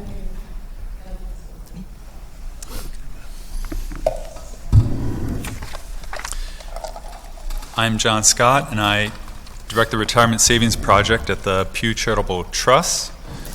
I will try and go through my slides pretty quickly because I think there's some complementarity with our presentation and what's already been said. But let me just say very briefly that for many Americans, setting aside money through a workplace retirement plan is a critical part of ensuring financial security in old age. But if coverage gaps contribute to increased poverty in retirement, it's important to also note that state and local governments will likely face higher social assistance expenditures. So this is a critical issue, not just for savers, but also for the community, as Diane mentioned, but for cities like Philadelphia. Let me see if I can get this to work. Okay, so I'll just quickly go over this because I think it's already been noted that I'd like to focus on access and participation today. Access means that an employer sponsors a retirement plan for its workers, although it doesn't necessarily mean that the employer contributes to the plan. Participation means those workers who take part in the plan out of all workers, regardless of access. And we analyzed private sector data at the national, state, and metropolitan levels, and let me just quickly summarize some of the research. So access and participation rates vary widely across the country. For example, 70% of workers in Wisconsin have access to an employer-based retirement plan compared to 46% of workers in Florida. We see the similar variation across metropolitan areas. The access rate among workers ranges from 71% in Grand Rapids, Michigan to 23% in McAllen, Texas. In Philadelphia, we found that 54% of all workers in the private sector have access to a retirement plan, while 43% participate in the plan. So what factors are associated with these coverage gaps? Both employer and worker characteristics are associated with disparate levels of access. Let me just briefly highlight a few. Here we go. Access and participation vary based on employer size. For example, people working for small employers have lower rates of access. In Philadelphia, Pew finds that only 25% of workers at firms fewer than 10 employees report having access to a workplace retirement plan, compared to 65% at firms with 500 or more employees. In addition, as has been noted, certain industries have different levels of access. Leisure and hospitality, construction have much lower levels of access and participation than other industries like financial services. But worker characteristics also matter. For example, 62% of full-time workers have access to a plan, while 37% of part-time workers have access. When we look at Philadelphians who actually participate in a plan, 54% of full-time workers participate compared to just 21% of part-timers. Plan access and participation also differ substantially by income, as has been noted. In Philadelphia, only 33% of workers with wage and salary incomes of less than $25,000 have access to a retirement plan. That rate rises to 73% for workers with incomes above $100,000. And of course, access, or some of the largest differences, are by race and ethnicity. Many areas of the country have higher percentages of Hispanics. They tend to have lower access rates. Among Hispanic workers in Philadelphia, for example, access to a plan is around 17 percentage points below that for white non-Hispanic workers. Black and Asian workers also report lower rates of access. Other factors matter, of course. For example, younger workers and workers with less formal education are less likely to have access to a retirement plan. There are several implications for policy which we can discuss during the Q&A. Previous work suggests the importance of improving access to a workplace plan as a way to increase retirement savings. For example, even among workers with incomes below $25,000, many do participate when given the opportunity to do so. Increasing access to retirement plans would likely improve retirement savings and the future economic well-being for many workers, as well as for state and local budgets. Our most recent report discusses the broad array of policy proposals that have been introduced at the state level in recent years, and the policy trade-offs amongst those different initiatives, and we can discuss those further. Metropolitan areas can pose challenges for implementing policy initiatives for retirement savings, but at the same time, metropolitan areas also present opportunities for policymakers like yourselves. Targeted policy interventions and outreach, for example, that use community groups and neighborhood associations could have dramatic and positive effects for implementing new policies. More implications for policy are in our written research reports, which you've noted. Thank you again for the opportunity to testify, and pleased to answer any questions. Thank you so very much for your testimony. I want each of you, if you will, I want to give you this hypothetical, and we wanted you here because we consider you a valuable part of the Brain Trust, because you conduct the research and the facts that many policymakers rely on to help sort of shape the direction of the decisions that they make. There is someone in some audience somewhere watching this hearing today.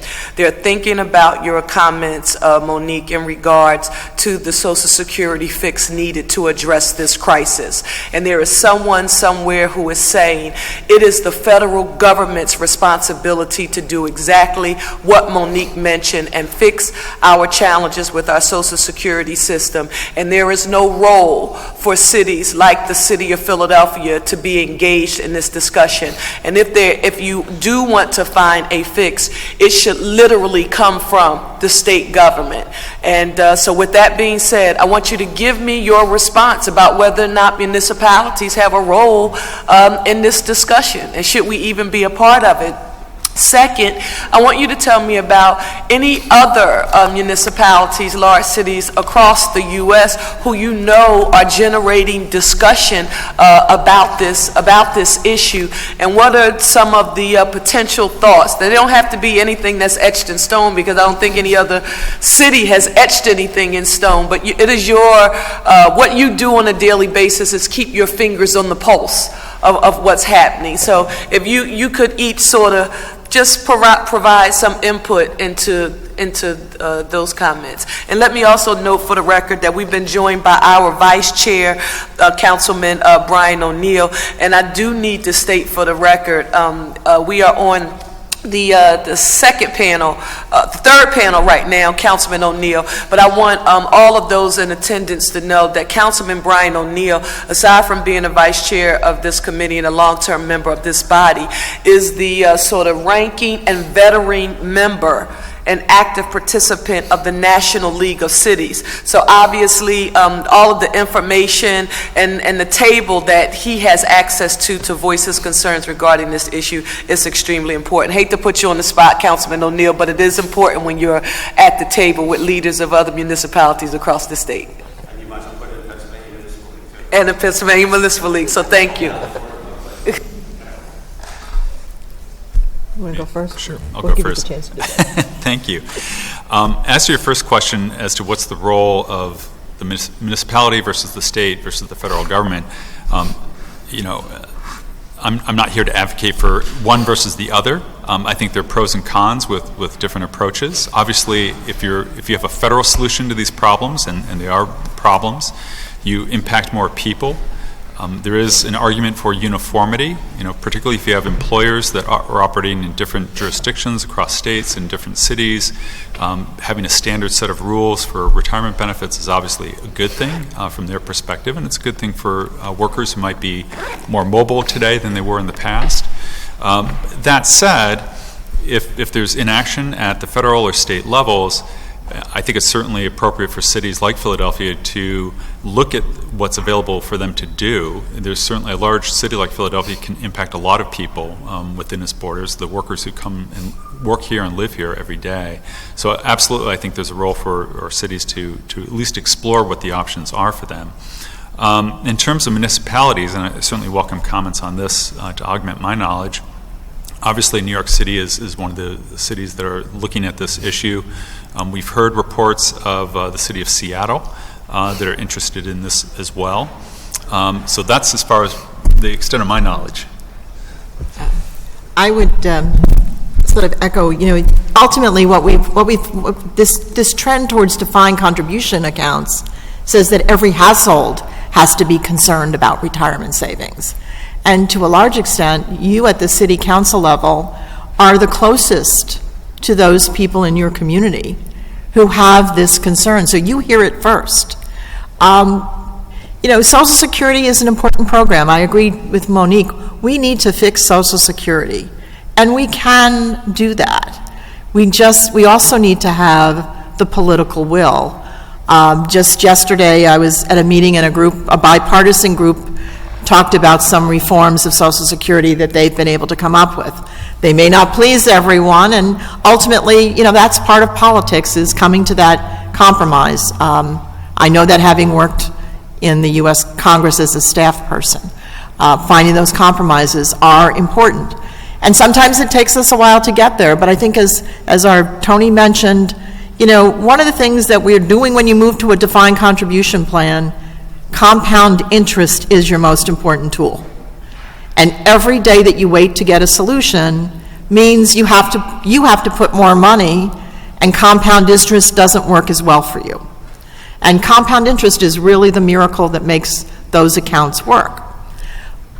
But in reality, ultimately, the reality of what the problem will be if we get 40 years or 20 years down the road and we have retirees who don't have enough money to pay for their housing, to pay for their medication, to feed themselves, you are going to be those first core of response. And that's going to have an impact on your budget, on your social support network. And that's why I think it's important to look at the poverty rates of people without any retirement savings, though they are huge in our communities. And we see that especially in the urban centers. I agree with John. I know people in New York who were working on this. I understand Seattle, a few others. But I also, in January, had an opportunity to meet with a lot of urban leaders who were concerned about this issue, and gave them a presentation very similar to what I shared with you today. And I think they went back to their cities and started to look at, how do we deal with this? Because ultimately, as Tony laid out in his data, the crisis in the cities is here today because of your poverty levels. The poverty rate for seniors in the state of Pennsylvania, I think, is about 9.3% when we looked at it in our analysis in 2012. And the poverty rate here from Tony's data is much higher than that. So you're sort of the epicenter of that. So I do think it's important to look to try to find solutions. I know getting there will be a challenge with all the legal regulations, but it's this type of dialogue that we really need to have across the country. Monique mentioned when it comes to Social Security, we have a phenomenal amount of support. 75% of Americans say we need to fix Social Security, we're willing to pay more for it, this is an important core program, and yet we can't quite get that done in Washington. So where do we start? We can't keep on just pushing it off to tomorrow, because within 18 years, Social Security Trust Fund will run out of money, and it will only be able to pay benefits to the extent that it gets cash flow in from those people contributing. And that can mean the benefits that we're currently paying under Social Security will be about 23 to 25% less than what people get today. And that will have a huge impact, again, on your community, and not only on the people who get the benefits, but the individuals and the businesses, the small businesses, where they save. We're not looking at this from a big picture, and we need to look at it from that big picture. Tony, any of you who, if you have to come back up, that's fine. Do any of you have any updates on the U.S. Department of Labor's regulations eliminating the ERISA preemption of major cities? I will dare tell you, when we first started moving and working to put together our resolution, we had obviously seen the work that you mentioned in your testimony that New York had engaged in, but we were also very much impressed with New York's mayors. I know we're going to hear from his office next, de Blasio's office, who had actually sent a letter to the Department of Labor asking it to reconsider its ruling and to think about large cities. So have you heard any other sentiments as you've been traveling across the U.S.? No, I mean, we're all waiting to hear about the ERISA rule. I mean, I think that in theory, the Obama administration supports this, but they don't want to weaken ERISA either, so they're trying to figure out how to thread that needle, I think, and so everybody's waiting on that. I just wanted to also say that I really hope that the Philadelphia City Council does not wait for national or state action. Both bodies are polarized right now and not moving anywhere. And one point I wanted to make earlier is that the statistics we've been looking at, some of them look at the Philadelphia MSA, the metro area, but Philadelphia itself has a different demographic than some of the statistics we're looking at. And so the minority issues that I raised earlier loom larger even in the city than they do in the general area. And I think one of the things that I always raise these issues of demographic disparities, and I always worry a little bit that people will think that is somehow reflects a problem in the community of not saving enough. And I just want to preemptively say that that's not the case. When people have access to accounts, or to savings, they do. And one of the most striking things about this is that that minorities are overrepresented in the public sector, and the public sector jobs pay less, but they have better benefits. My husband works for a union that represents a lot of local of public sector workers, and if you talk to school janitors, people like that, these are people who took these jobs because they have pensions. So there is a very, very strong desire to have retirement savings, retirement security. It's not within our means to provide pensions to private sector workers, because it's just that's a much more complicated thing to do.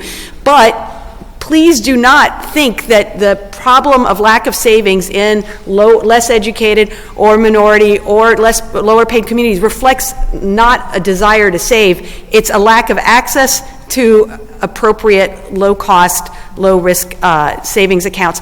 And along those lines, I also want to point out that, look, I remember when the states first started getting involved in this, and back really in the early days, there was a lot of pushback from industry, and a lot of that pushback also meant that what industry wanted out of these deals was to be able to keep on taking, very high-cost fees, very inappropriate investment options. And I've been actually pleasantly surprised that the states that, like California, that have pushed forward on this, have managed to keep these forces at bay a little bit, because it's not just important to provide access, but we want to make sure that that we're not steering people to save in accounts that are inappropriately risky or high fee. And I think that, that this is something that actually is easier, there was a big pushback from industry, but it's not quite as bad as it was in the early days, and that provides a real opportunity for Philadelphia to offer something that would be a very good, not simply convenient, but actually appropriate and high-quality savings vehicle for workers. Let me just make a note for housekeeping. Because we are running almost a little short on time, our next two panels, panels 4 and 5, we're going to ask you to have a seat together. There are only 3 chairs, so that just means pull an additional chair up. And Kathleen Kennedy Townsend, Philip Dukes from the Mayor's Office of Pensions and Investments, Stephen Hersenberg, the Executive Director of Keystone Research Center, and Lydia Hernandez-Velez, the Deputy Managing Director for the Mayor's Commission on Aging. That means all 4 of you will be seated first. And Lieutenant Governor, we're going to start with you first. Okay? And we do have some additional questions, because you all didn't talk to us about the power of annuitization. You didn't mention anything about that. We also wanted you, from a research perspective, to talk about the pooling of risk. So what we will do is provide you with a list of questions, and if you could reply to us, we can get them to the stenographer, because it's important to make every answer that you can in response to our questions a part of the public record, because this is going to become the foundation for that commission that we talked about establishing formally in the city of Philadelphia. So we hate to meticulously, burden you as if you work for the city of Philadelphia, but your research and prowess is extremely important to us. So thank each and every one of you for being here. Happy. Thank you. Happy to do that. Thank you.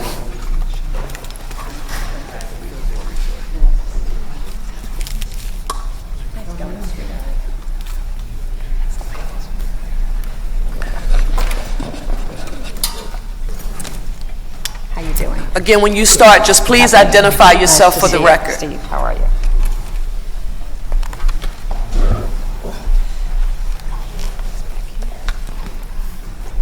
Could you give me some water? Sure thing. Thank you so much. Thank you so much. You've been very patient to listen to all these panels, and I have some slides, and I'll try to go through this fairly quickly, because I know you've been sitting here for quite a while this morning.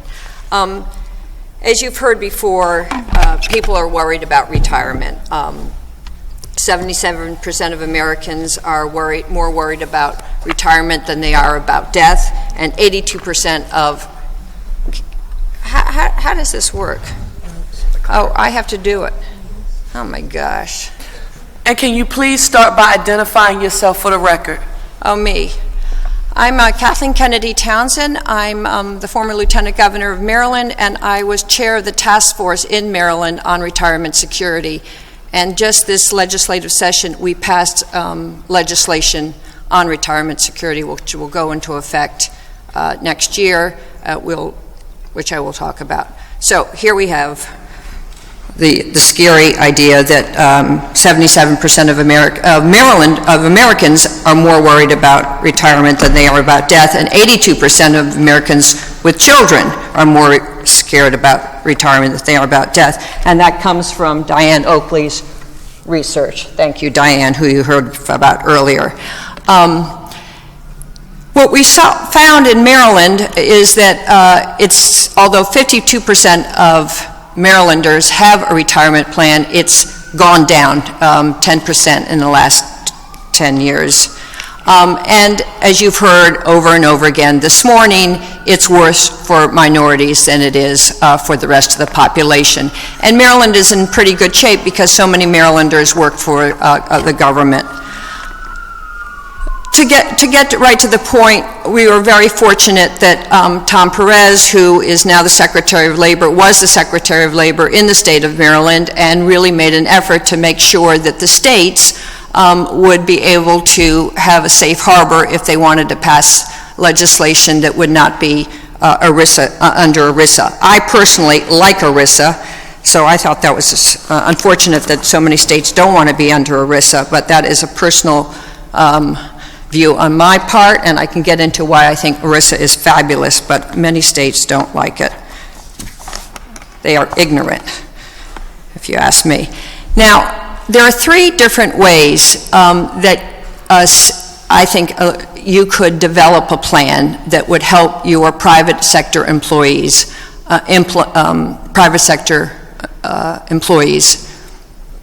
develop a plan.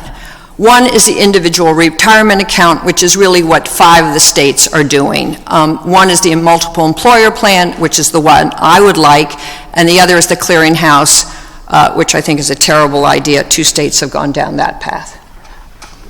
So I'm not going to go down that. The individual retirement account is what we've done in the state of Maryland. And just to describe it briefly, we have a 9-person board.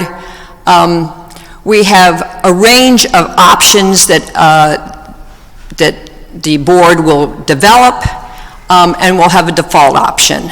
That is basically also, that's what we're doing in the state of Maryland, and that's very similar to what Connecticut is doing. And we will make sure that we will not come under ERISA.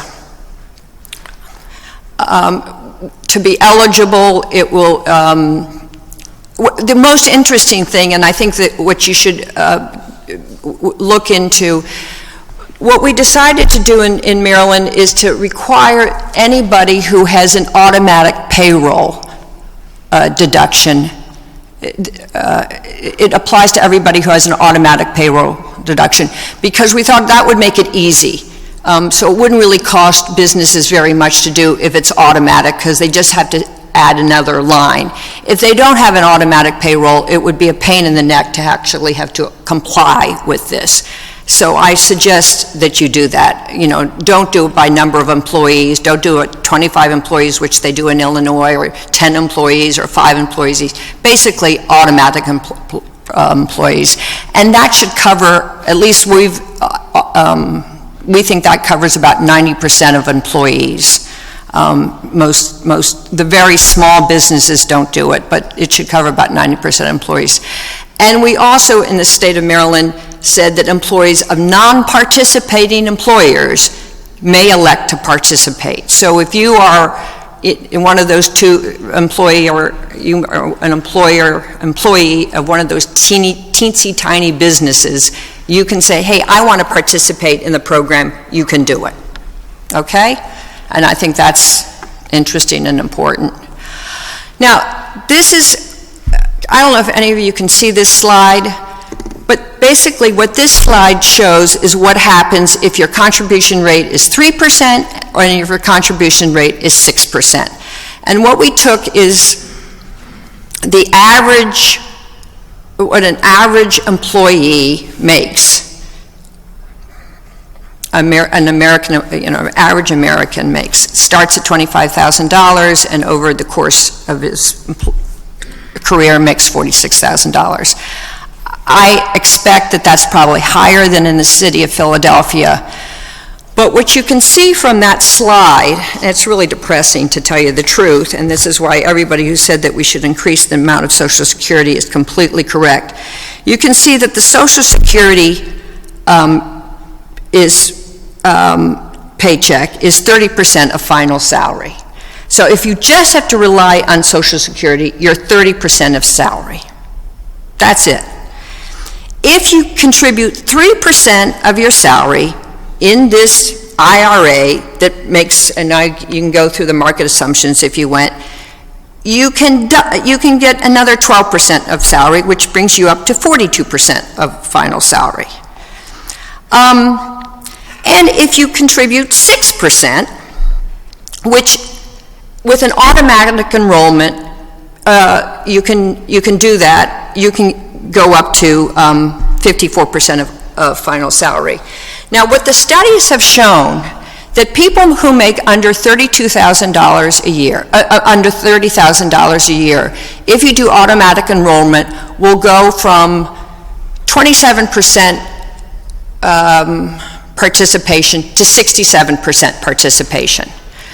In England, they've gone up to 91% participation with an automatic enrollment. I don't know what you'll find in the city of Philadelphia. I can't predict. But the point is, with automatic enrollment, people participate. And if you can do that, and you can do it up to 6%, you'll get up to 54% of salary.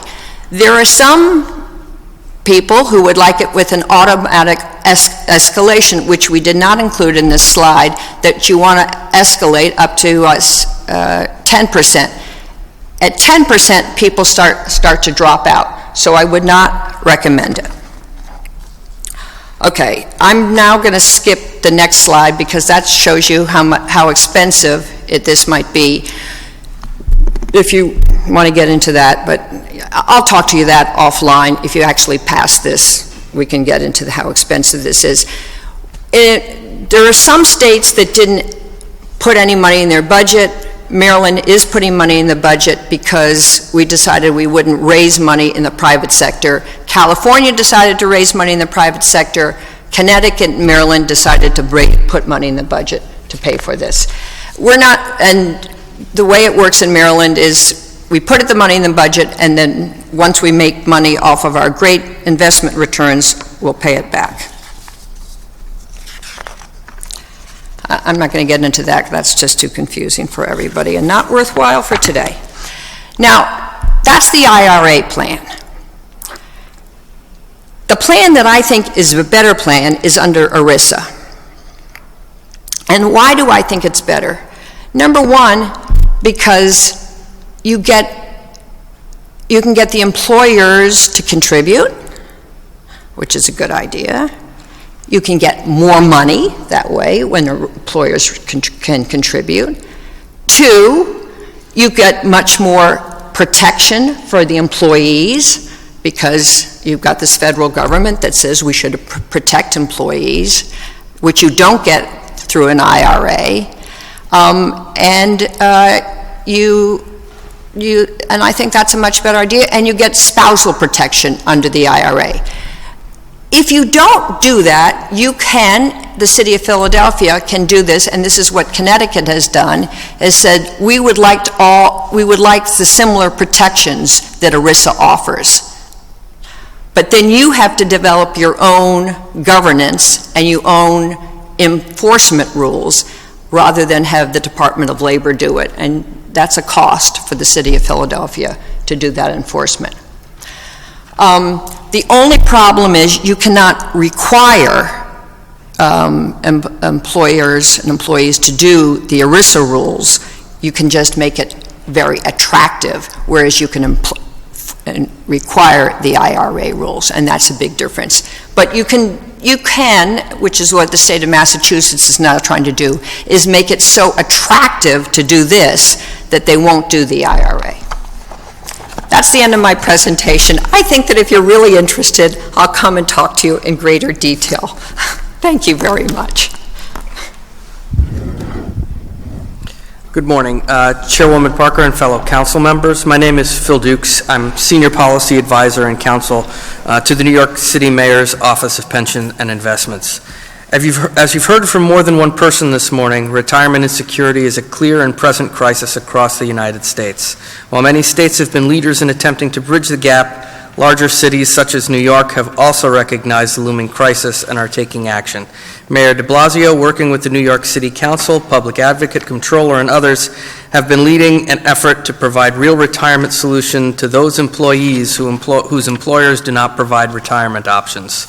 We estimate there are 1.65 million private sector payroll workers in New York City alone who do not have a retirement option at work.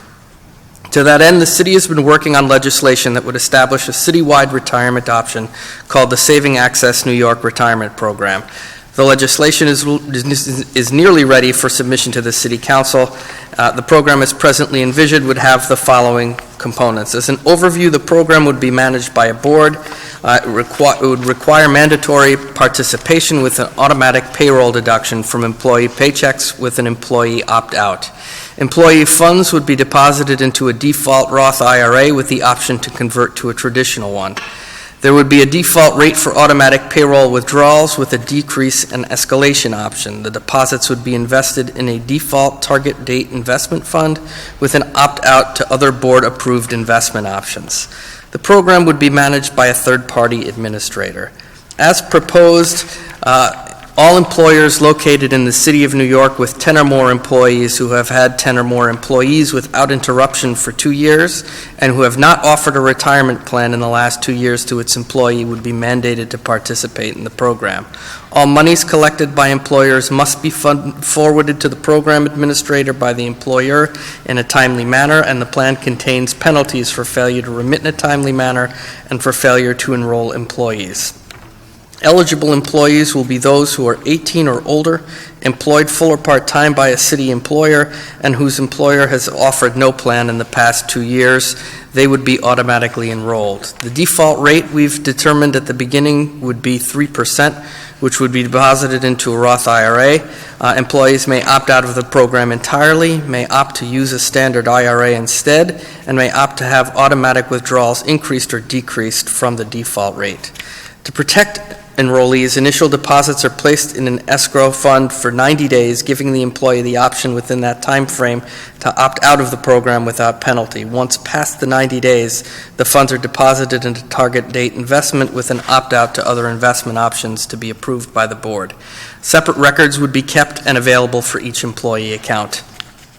As with other states, the program would be administered by a board with experience in retirement savings plan administration or investment, actuarial and demographic matters, representation of an association of eligible employees or a representative of participating employees, and or representation of covered employers such as a Chamber of Commerce.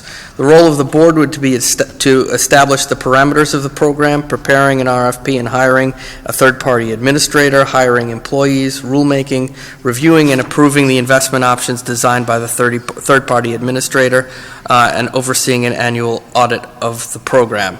The board would also be charged with adopting rules for phasing the program in across all employer classes, establishing a process for individuals, employers not mandated to participate in the program to voluntarily participate, and to develop exemptions if needed. Our proposed legislation specifically prohibits commingling of program funds with city funds, clearly states that the city has no proprietary interest in the program funds, bars the creation of city guarantees or the guarantee of any rate of return, clarifies the board, members, city, and others are not liable for program losses, and requires the board to exercise prudence, discretion, and intelligence in the exercise of its duties. The program itself would be accompanied by a substantial and robust education program prior to the initial launch and at the time of employee enrollment. The educational component would stress that neither the employer nor the city would guarantee returns. That's kind of the rough outline of the program. There are a number of issues that were touched upon relating to the U.S. Department of Labor. And really, before any of our plans could come to fruition, there are a few more obstacles in our path. As had been previously discussed, the DOL issued proposed rules creating a safe harbor for states, and New York City's program, in order to become active and functional, is going to require a number of changes in the proposed rulemaking. The first of which is that the rule needs to be amended to allow cities and municipalities to create such programs. At present, the draft rule only addresses the ability of states to access the safe harbor.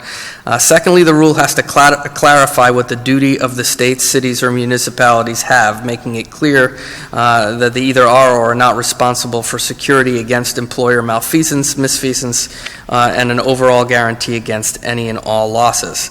And the rule must make clear that states and cities and municipalities may delegate legal responsibility to a third-party administrator for program investments and administration. Lastly, for the program to be implemented, the city must be assured that there will be no material liability to taxpayers or the city for the program. We appreciate the opportunity you've given us to share our plans, and I'd be happy to answer questions at the appropriate time. Thank you so much. Is the yeah, thanks. Let me see if I can figure out how to work this. There we go. Okay. My name is Stephen Herzenberg. I'm an economist and the executive director of the Keystone Research Center. Despite my accent, I was actually born in Manchester, England. I miss it terribly, even though I left when I was 11. So, and more so as time goes on, actually. I'm also here from the People's Dysfunction of Harrisburg, so please don't hold that against me. And it's really in part because of the context within which I work on a daily basis that deepens my great appreciation for the leadership of Councilwoman Parker and the other members of this council. Over the past 4 or 5 years, we have spent a great deal of time, more than I ever thought I wanted to, on the issue of pensions, but it's all been around the issue of the state's underfunded pensions for state workers and teachers. So I am so thrilled that this council has chosen to reorient their debate to what we regard as the real retirement security crisis in America, Pennsylvania, and Philadelphia, which is the collapse of retirement security in the private sector. Here it is. Okay, so we've covered a lot of ground, so I'm going to focus on a few points that haven't been made in precisely the way I make them. This is a chart which shows the red line is the United States, red line is Pennsylvania, the blue line is the United States. What it is the share of folks covered by participating in any kind of retirement plan through their job, and shows it from the end of the 1970s to the most recent years. And what it shows, Pennsylvania is probably a little like Maryland this way. It shows that Pennsylvania, the good news is that Pennsylvania has more folks, a higher share of folks participating in some kind of retirement plan than the U.S. as a whole. But the bad news is that the trend, while it fluctuates, is over time down, and actually the decline in participation in Pennsylvania has actually been slightly larger than the decline in participation nationally. So that's one part of the collapse of retirement security. This is the other part, and again, people have talked about the decline in defined benefit plans. What this shows is, again, over time for the U.S., because that's what data exists, the share of private sector workers participating in defined benefit plans at different points in time, and it also shows that's the blue line, the line that goes down over time, and then the red line is the share of folks participating in defined contribution plans. And what this shows, again, this starts with 89-90. My testimony takes the data back, there's no perfect source, to about the 1980, when something over 60% of private sector full-time workers participated in a defined benefit plan. This chart shows the number going from a little over 40% in 89-90 to a little over 20% in 2009. While the share of defined contribution plans, which if you went back 10 years earlier would have been basically zero, is climbed to roughly half. And then there's a break in the series because the data to the right of that vertical line from 2010 forward is for all employees. So that's because you're including non-full-time employees, it lowers both participation rates. But the trend, particularly in terms of the decline of defined benefit, continues. So we're now at 15% nationally of employees participating in defined benefit plans. Okay, folks have talked about, so I don't need to, the inadequacy of defined contribution plans, at least in practice as they are now, with not enough money in most accounts, and with less participation and radically less money in the accounts held by minorities. And those trends in turn mean that more of the elderly and more of the minority elderly are economically vulnerable in retirement. And again, there's a source and in my written testimony on that. So, turning to Philadelphia, I know defined benefit plans are not the focus of this hearing, but we do think it's important to note that it's very important that Philadelphia maintain its defined benefit pensions in the public sector where they exist. That's particularly important partly to minorities in Philadelphia, because this is metro area data, again, for sample size reasons, but more than 1 in 6 employed African Americans work for the government versus only 1 in 10 of non-African American workers. So those defined benefit plans are a critical source of economic stability for African American families and neighborhoods. And despite the attacks on them, we think you have to hold on to them. We think there's a whole host of other reasons to hold on to them in the public sector, where the stability of employment and the longevity of the employer, one hopes forever, make DB plans still perfectly suitable designs. The reasons to hold on to them include the efficiency of defined benefit plans, which tends to get forgotten despite the best efforts of Diane Oakley's organization to educate people again and again about the higher returns and lower costs of defined benefit plans. Again, in Pennsylvania, we continue to hear at the state level persistent attacks on defined benefit plans, persistent discussion of, we don't want to expose the taxpayer to financial market risk. Well, people tend to forget that, so workers, middle and low-income workers, are a better place to deal with financial market risk than the government? No. But second, when you understand the efficiency arguments, the standard arguments about avoiding future unfunded liabilities, future financial market risk for the taxpayer, really amount to, I want to avoid the risk of higher costs in the future by guaranteeing higher costs in the future, which doesn't really make a lot of sense as public policy. I can't resist, and again, no one else has done quite this.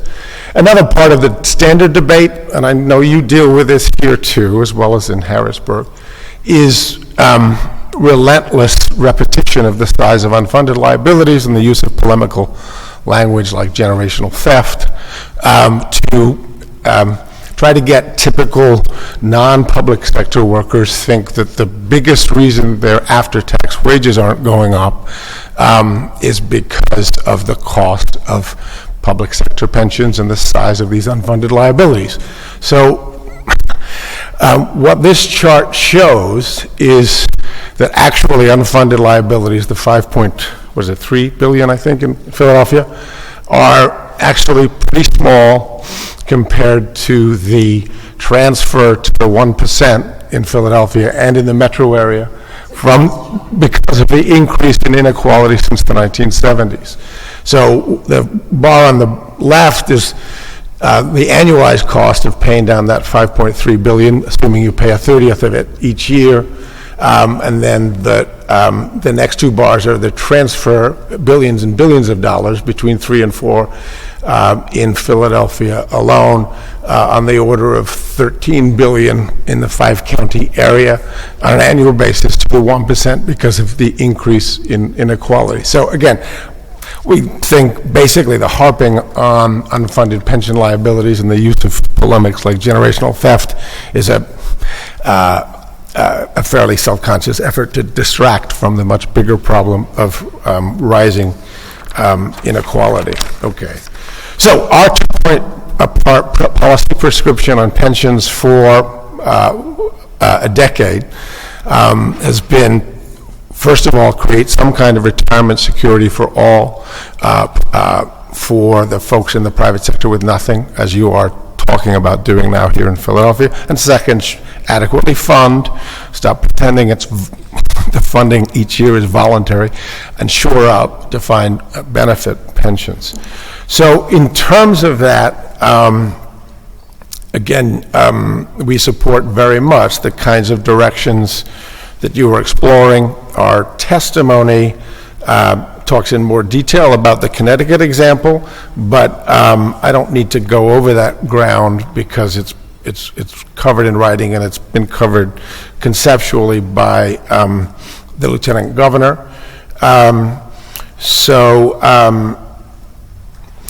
One more thing about the politics. We have our advocacy for some kind of retirement security for all actually goes back to the 2002 State of Working Pennsylvania report, which actually led to a piece of legislation, but that was introduced several sessions but never went anywhere. What's different, obviously, now is this idea is going somewhere in different states and possibly now in municipalities. We have, in the current pension context, we have shopped this idea with both parties, and we're pleased to report that both Senator Pat Brown, who's the majority chair of the Senate Appropriations Committee, and Senator John Blake, who's regarded as the most influential Democratic senator on these kinds of issues, both are actually very supportive of this general approach. Senator Brown promised me that it would be in the next pension bill. I think that means the pension bill after they deal with the public sector pension issues. Again, as other people have pointed out, these kinds of plans, and particularly the IRA version with no employer contributions, it's not a panacea. It's a start, a critical start. And your leadership on this issue is so critical, not just to your constituents, but we can use your leadership to lever the state level to also move in this direction. So keep doing what you're doing. Even beyond this issue, the emergence of Philadelphia as a real leader on a range of progressive issues in this country is so appreciated and so valuable to everyone in the state. Thank you. Good afternoon, Chairwoman Parker and members of the Committee on Labor and Civil Service. My name is Lilia Hernandez Velez, and I am the Deputy Managing Director for Aging. I'm here to testify on Resolution Number 160105, which calls for public hearing examining the state of retirement security for private and public sector workers in the City of Philadelphia. First, I would like to thank you, Chairwoman Parker, for bringing the issue of retirement security to light, which is of compelling importance both in Philadelphia and nationally. Retirement security is not merely an issue for retirees, although having the resources for a comfortable retirement is a paramount economic justice concern. It is an issue for Philadelphia generally because it implicates the demand for government services as well as consumer spending. The Mayor's Commission on Aging serves Philadelphia residents over 55, and we see firsthand the need for better paths to security. On a daily basis, our job development area sees residents who seek to connect to the workforce and whose skills and experience has left them unsure about how they will face the challenges that come with not having the resources necessary to continue to thrive in our city. Through the month of May, we served 1,403 residents with job searches, resume preparation, and online job applications. Our Information and Referral Office has seen 1,268 senior residents who sought assistance with programs such as Supplemental Nutritional Assistance Program, Rent and Property Tax Rebate Program, and other income assistance. As a side note, which is not in my testimony, but as a side note, this does not include the numbers seen by our Area Agency on Aging, which is the Philadelphia Corporation for Aging. This is just the Mayor's Commission on Aging. In light of the need, and the administration would welcome the opportunity to work with Chairwoman Parker and the City Council on identifying and analyzing options for helping Philadelphians achieve security in retirement. In that regard, one option that has been raised would be expanding the city's deferred compensation 457B plan. This is an optional benefit available to city employees and can supplement other retirement offerings such as pension benefits and Social Security. At the moment, federal regulations prevent the city from offering the plan to the public, but it's nonetheless worth continuing the discussion around this and other possibilities.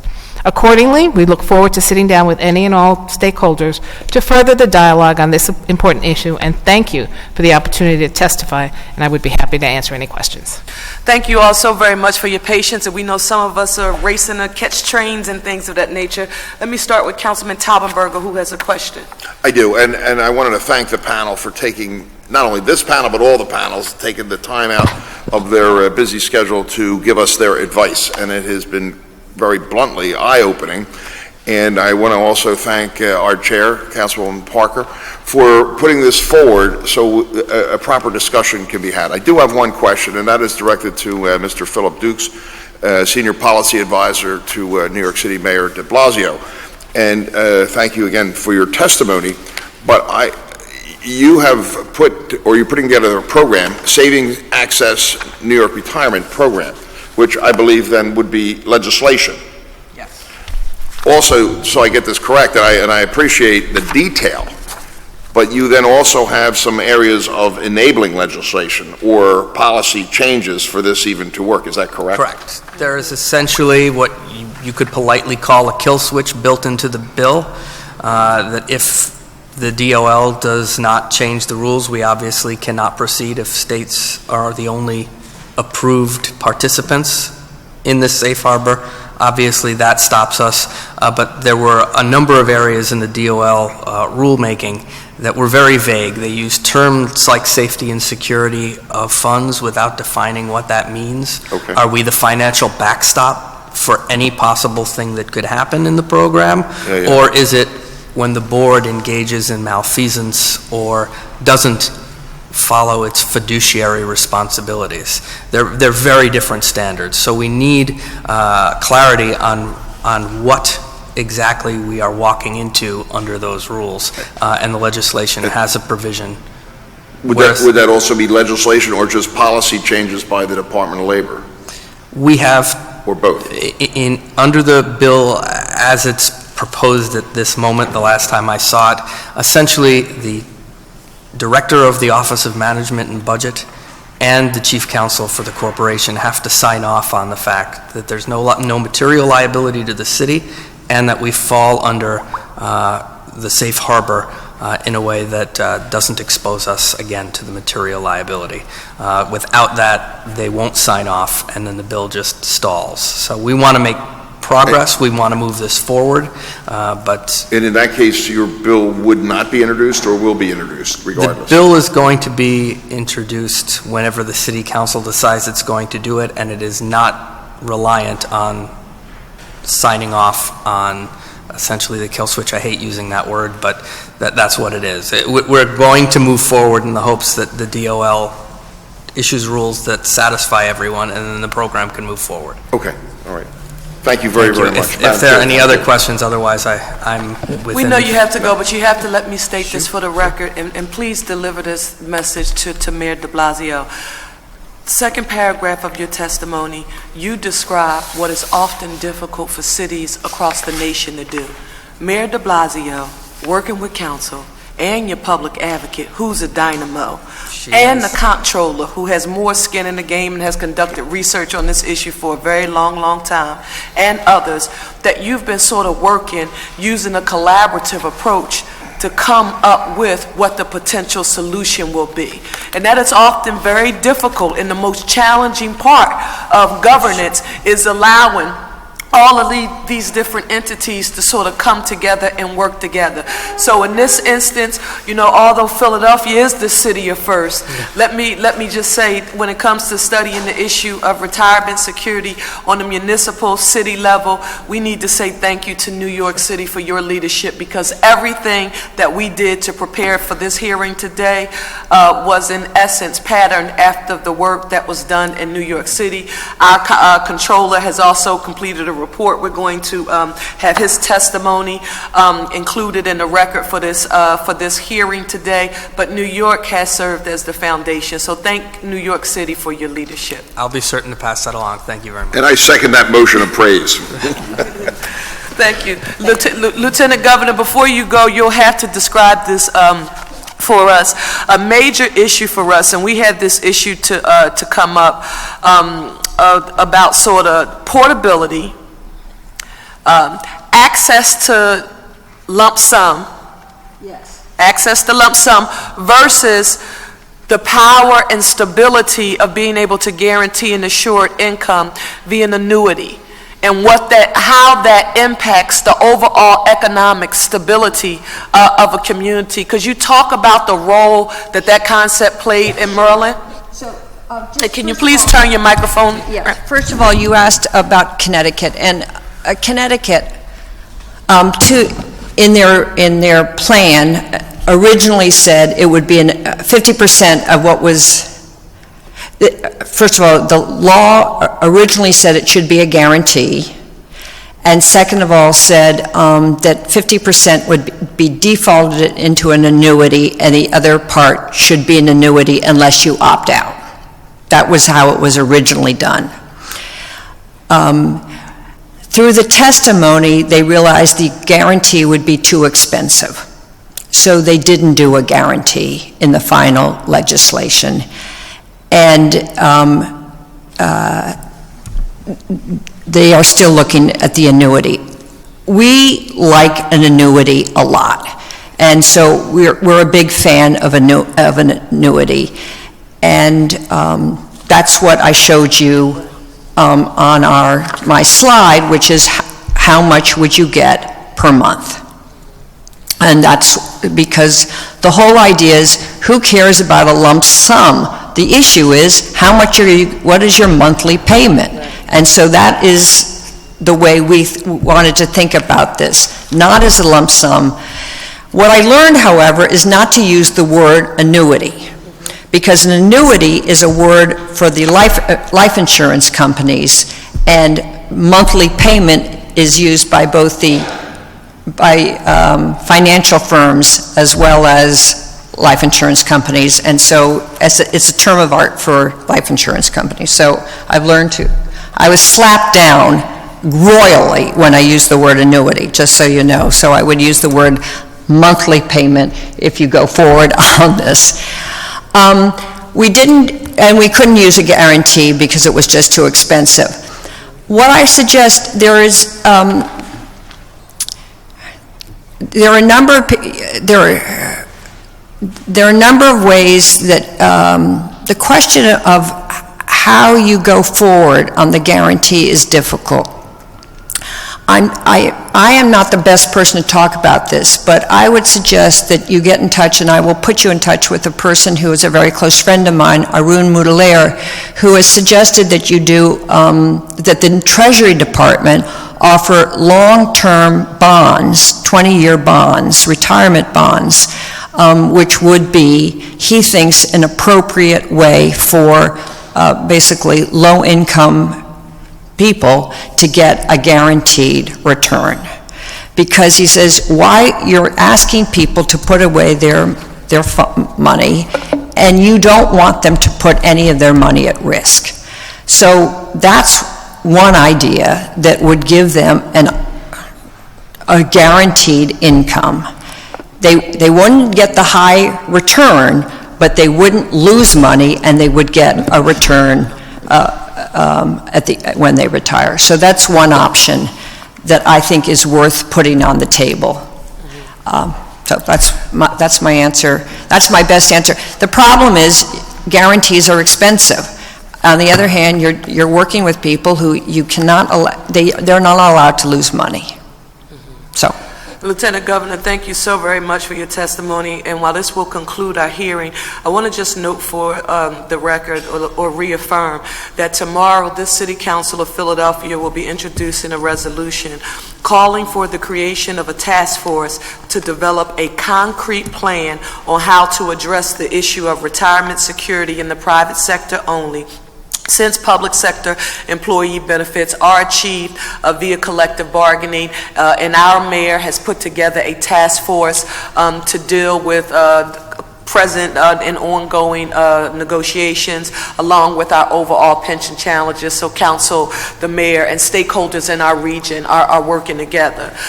In addition to that, I want to just note that the purpose of this hearing was not and is not to be prescriptive as to a single specific solution. For us, this was investigatory. And so our intent was to gather as many facts from those of you who know this sector as possible. But the one thing your testimony has firmed up for us is that we can no longer ignore this issue on this side, and that the time has come for us to sort of put our brain power together and figure out a solution. So Councilman Taubenberg, I need to say thank you for your staying power. Yes, that was very impressive. Staying power. And after the last witness testifies, we will ask you, is there anyone else to testify on this resolution? If no one else wishes to testify on this resolution, we are going to conclude. So is there anyone else here who wants to testify? Okay, we want to, yes. Oh, I'm sorry, we do. We have one other person who are in the audience, and I see Minister Rodney Muhammad, who is the president of the Philadelphia chapter of the NAACP. Let me say thank you to this panel. And the last two people, if you could come forward. Thank you so much.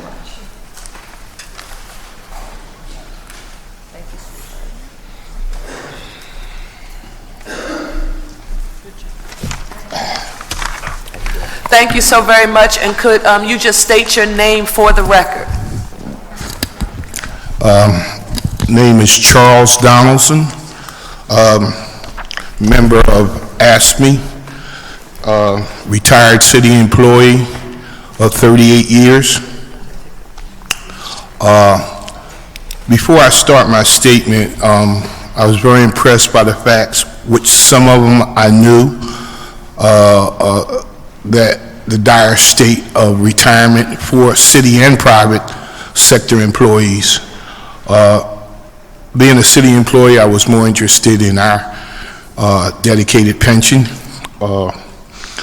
Some things that weren't mentioned, that last I had heard, and this was a few years ago, the average city employee pension was averaging about $19,000 a year, and many city employees are living under the poverty limit with that income. So you can imagine the first ladies that testified the dire straits they were in, which was much, much, much less than that amount. But I've been a resident of the city of Philadelphia my whole life, educated in the city of Philadelphia, homeowner in the city of Philadelphia for over 43 years, up in the Mount Airy area. Okay. As a nearly 10-year retiree and 37-year city employee, I, as many other retirees, are very worried about the status of our pension plan. When I started my career with the city, my goals were not to make a large salary, but to help and mentor young people as a Department of Recreation employee. I have a degree in education and taught in the school district of Philadelphia for a short period of time, so I truly believe in the future of our youth. I took the position with the city because of employment security, health benefits, and the dedicated pension. Being an active member of District Council 47 for over 35 years as a steward, delegate, trustee, contract negotiating team member, strike captain, and executive board member, I was happy that our union was able to, through negotiation, keep these benefits intact. Until now, we're hearing horror stories, which we heard earlier, about how after working towards a comfortable and stable retirement, our pension plan is severely underfunded. We put our share into this plan throughout our working years, thinking the city was also living up to their agreement to fund the plan. We now know that is not the case. The pension plan is severely underfunded and is getting worse day by day.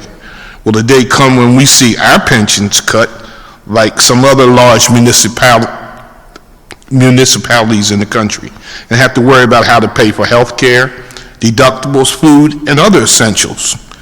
For the most part, our employees and retirees have been hardworking, dedicated individuals.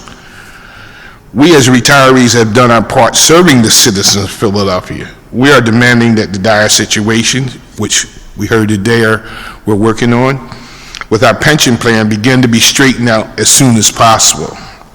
It was once said that the moral test of government is how the government treats the young and the elderly.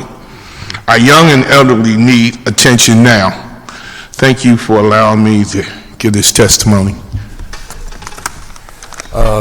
Good afternoon. Thank you for allowing me to come. I'm Minister Rodney Muhammad, Minister of Mosque number 12 here in the city of Philadelphia for the last 24 to 25 years, and also president of the Philadelphia branch of the NAACP.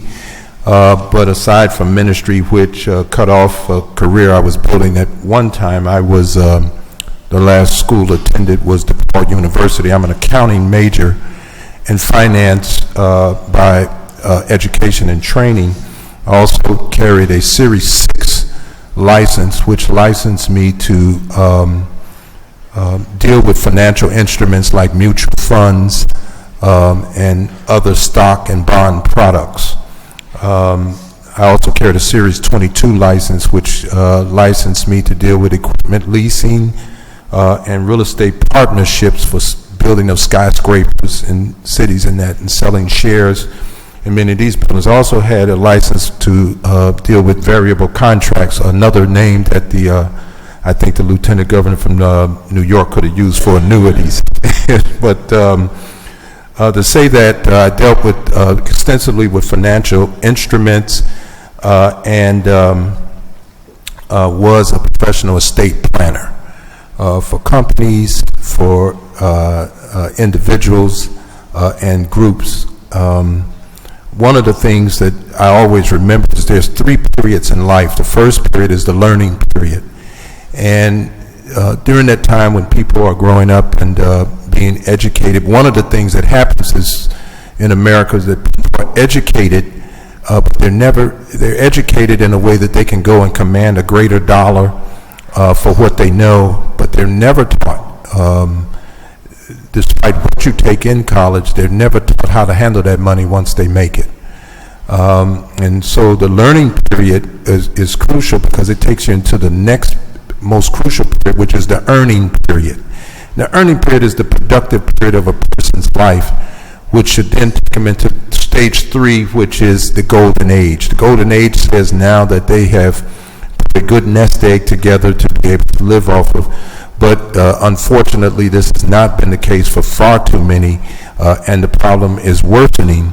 Social Security was put up as a protection, but in truth, over the last 3 or 4 decades, Americans have been continually encouraged to take retirement into their own hands. And that is because they saw problems with going into what's called a fixed income situation, and too often the dollars that they have to use have not really been adjusted for inflation. And I'll just say that with the last recession, though there have been substantial increases in living, there have not been substantial increases in wages. So we're really in a period now where we're faced with not just wealth inequality, but income inequality. It's challenging the social infrastructure, which impacts adversely on the quality of life for the aged, which is probably one of the largest growing groups now because people are living longer.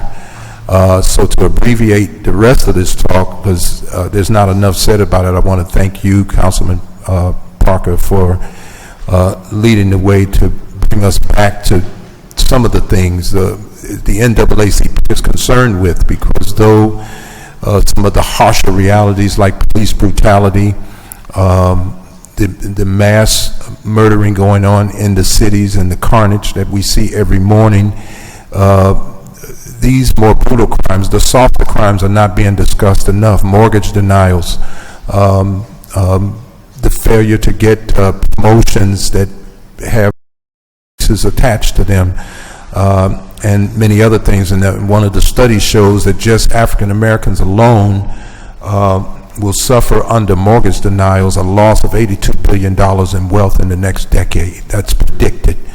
I'm encouraged if stakeholders in Philadelphia are coming together to figure out what to do, but I think attached and adjacent to whatever we do, there has to be a fierce mass education campaign that goes on to tell people about the importance of this, and that if you keep living, you're going to get older, and you won't be marketable like you were in your younger, more productive years. And even though you may still have some strength and energy, no one may be willing to hire you. And you'll go into a fixed income situation. And if you haven't taken a careful look at how you're going to live beyond your productive years, it will not only be challenging for you, it could be absolutely devastating.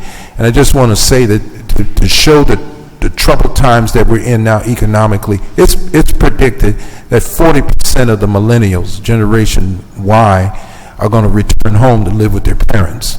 And these are younger people, millennials with education, with degrees, and if companies are fleeing the American borders to work abroad, then even the bond situation, which is just a claim on a company's earnings, you're going to be challenged with the kinds of bonds that you have as they work on foreign soil with unpredictable situations. So I'll leave it there, but I thank you all for allowing me to say these few words. Thank you, Minister Muhammad. We thank you for being here. Is there anyone else here to testify on this resolution? There being no one else here to testify on this resolution, this concludes the business of the Committee on Labor and Civil Service for today. This public hearing on Resolution 160105 is recessed to the call of the chair. We want to thank you all very much for your participation. Have a good day.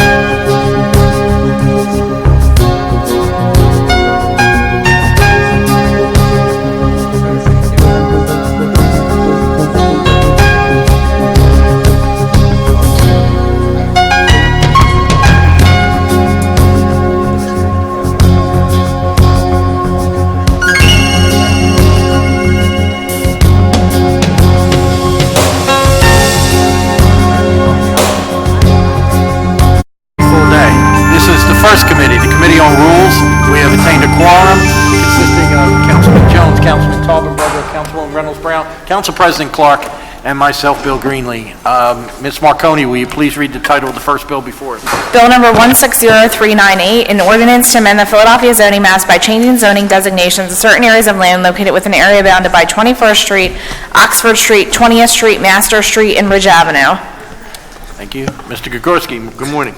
Good morning. Good morning, Councilman Greenlee, members of the Rules Committee. I'm Marty Gregorski, Division Director with the Development Division of the Philadelphia City Planning Commission, here to testify on Bill number 160398, which was introduced in the City Council on May 5th, 2016, by Councilmember Greenlee on behalf of Council President Clark. Bill number 160398 amends the Philadelphia zoning maps by remapping an area bounded by 21st Street, Oxford Street, 20th Street, Master Street, and Master Street, and Ridge Avenue. Bill number 160398 is intended to allow the Philadelphia Housing Authority to build a headquarters on Ridge Avenue and to attract a retail tenant, possibly a grocer, to the same site.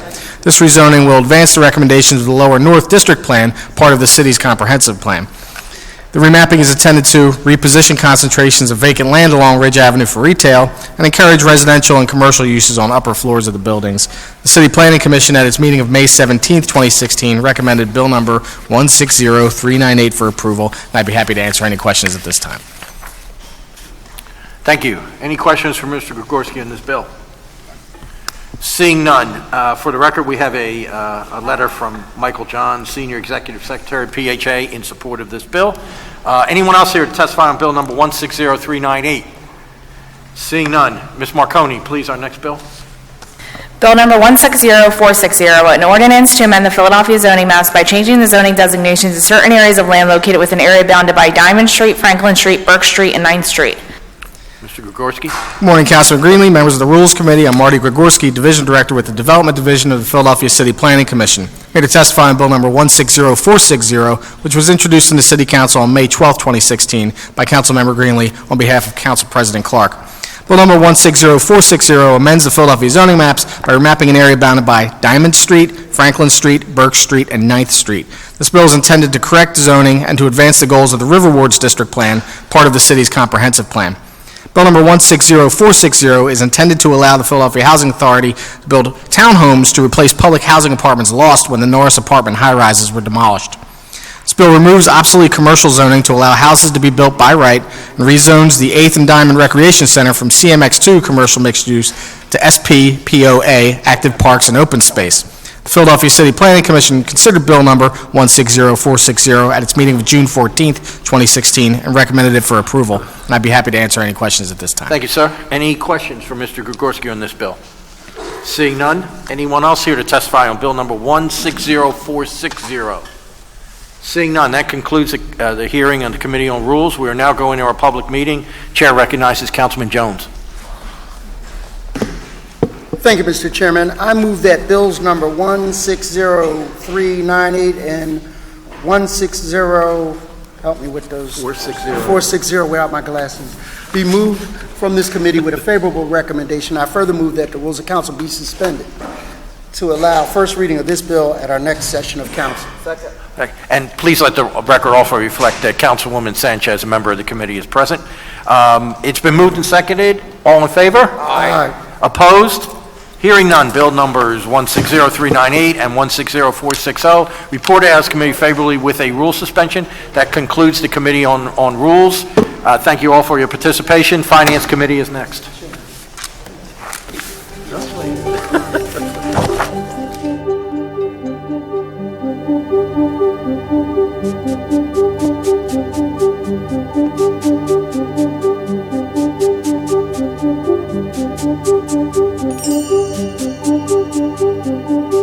Favor? Providing for appropriations to the Sinking Fund Commission for the payment of such bonds, authorizing agreements to provide credit or payment or liquidity sources for bonds in connection with issuance of bonds and certain other actions, providing for obtaining the consent of the electors or increasing the indebtedness of the city, and fixing a day and providing for arrangements for holding the election for obtaining such consent. Thank you very much. Exactly. And to my left is Councilman Greenlee, Councilman Taubenberger, Councilwoman Blondell Reynolds Brown, and to my right, Councilwoman Maria Canone Sanchez. And thank you, Councilwoman Cherelle Parker. Thank you. Thank you very much. Mr. DeBow, welcome. Good morning, Councilwoman Blackwell, members of the committee. My name is Rob Dubow. I'm the Director of Finance. I'm here today to testify in support of Bill number 160610, and I'm joined at the table by Palin Chen, Deputy Budget Director for Capital. The purpose of the bill is to obtain approval from Council to place a loan authorization question on the general election ballot on November 8th, 2016. The loan question requests an increase in indebtedness in the amount of $184.3 million, and that would be used to fund the fiscal 17 capital budget that's pending approval before City Council. State law requires the city to place the question on the ballot before increasing its borrowing. The next paragraph talks about our remaining loan capacity, and you see we're still well within that. And then the next paragraph breaks out the uses of the requested authorization.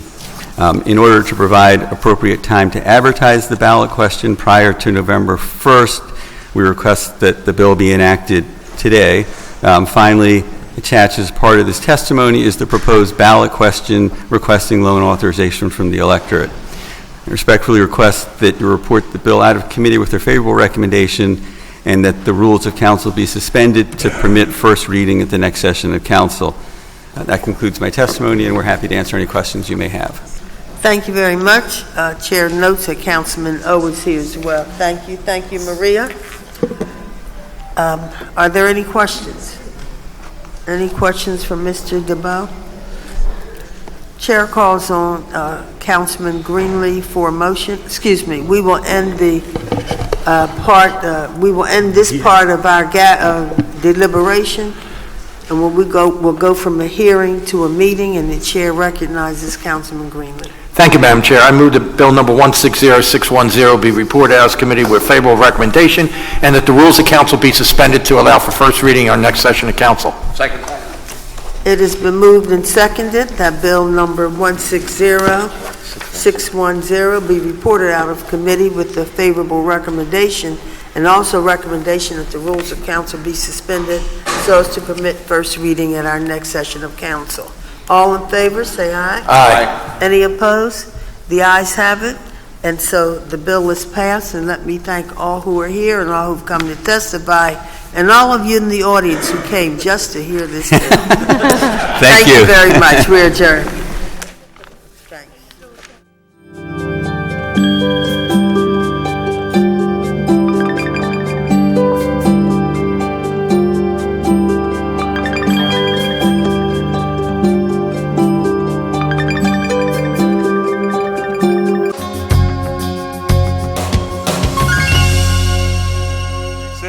One 160-637, 160-647, 160-648, 160-649, 160-650, 160-651, and 160-652.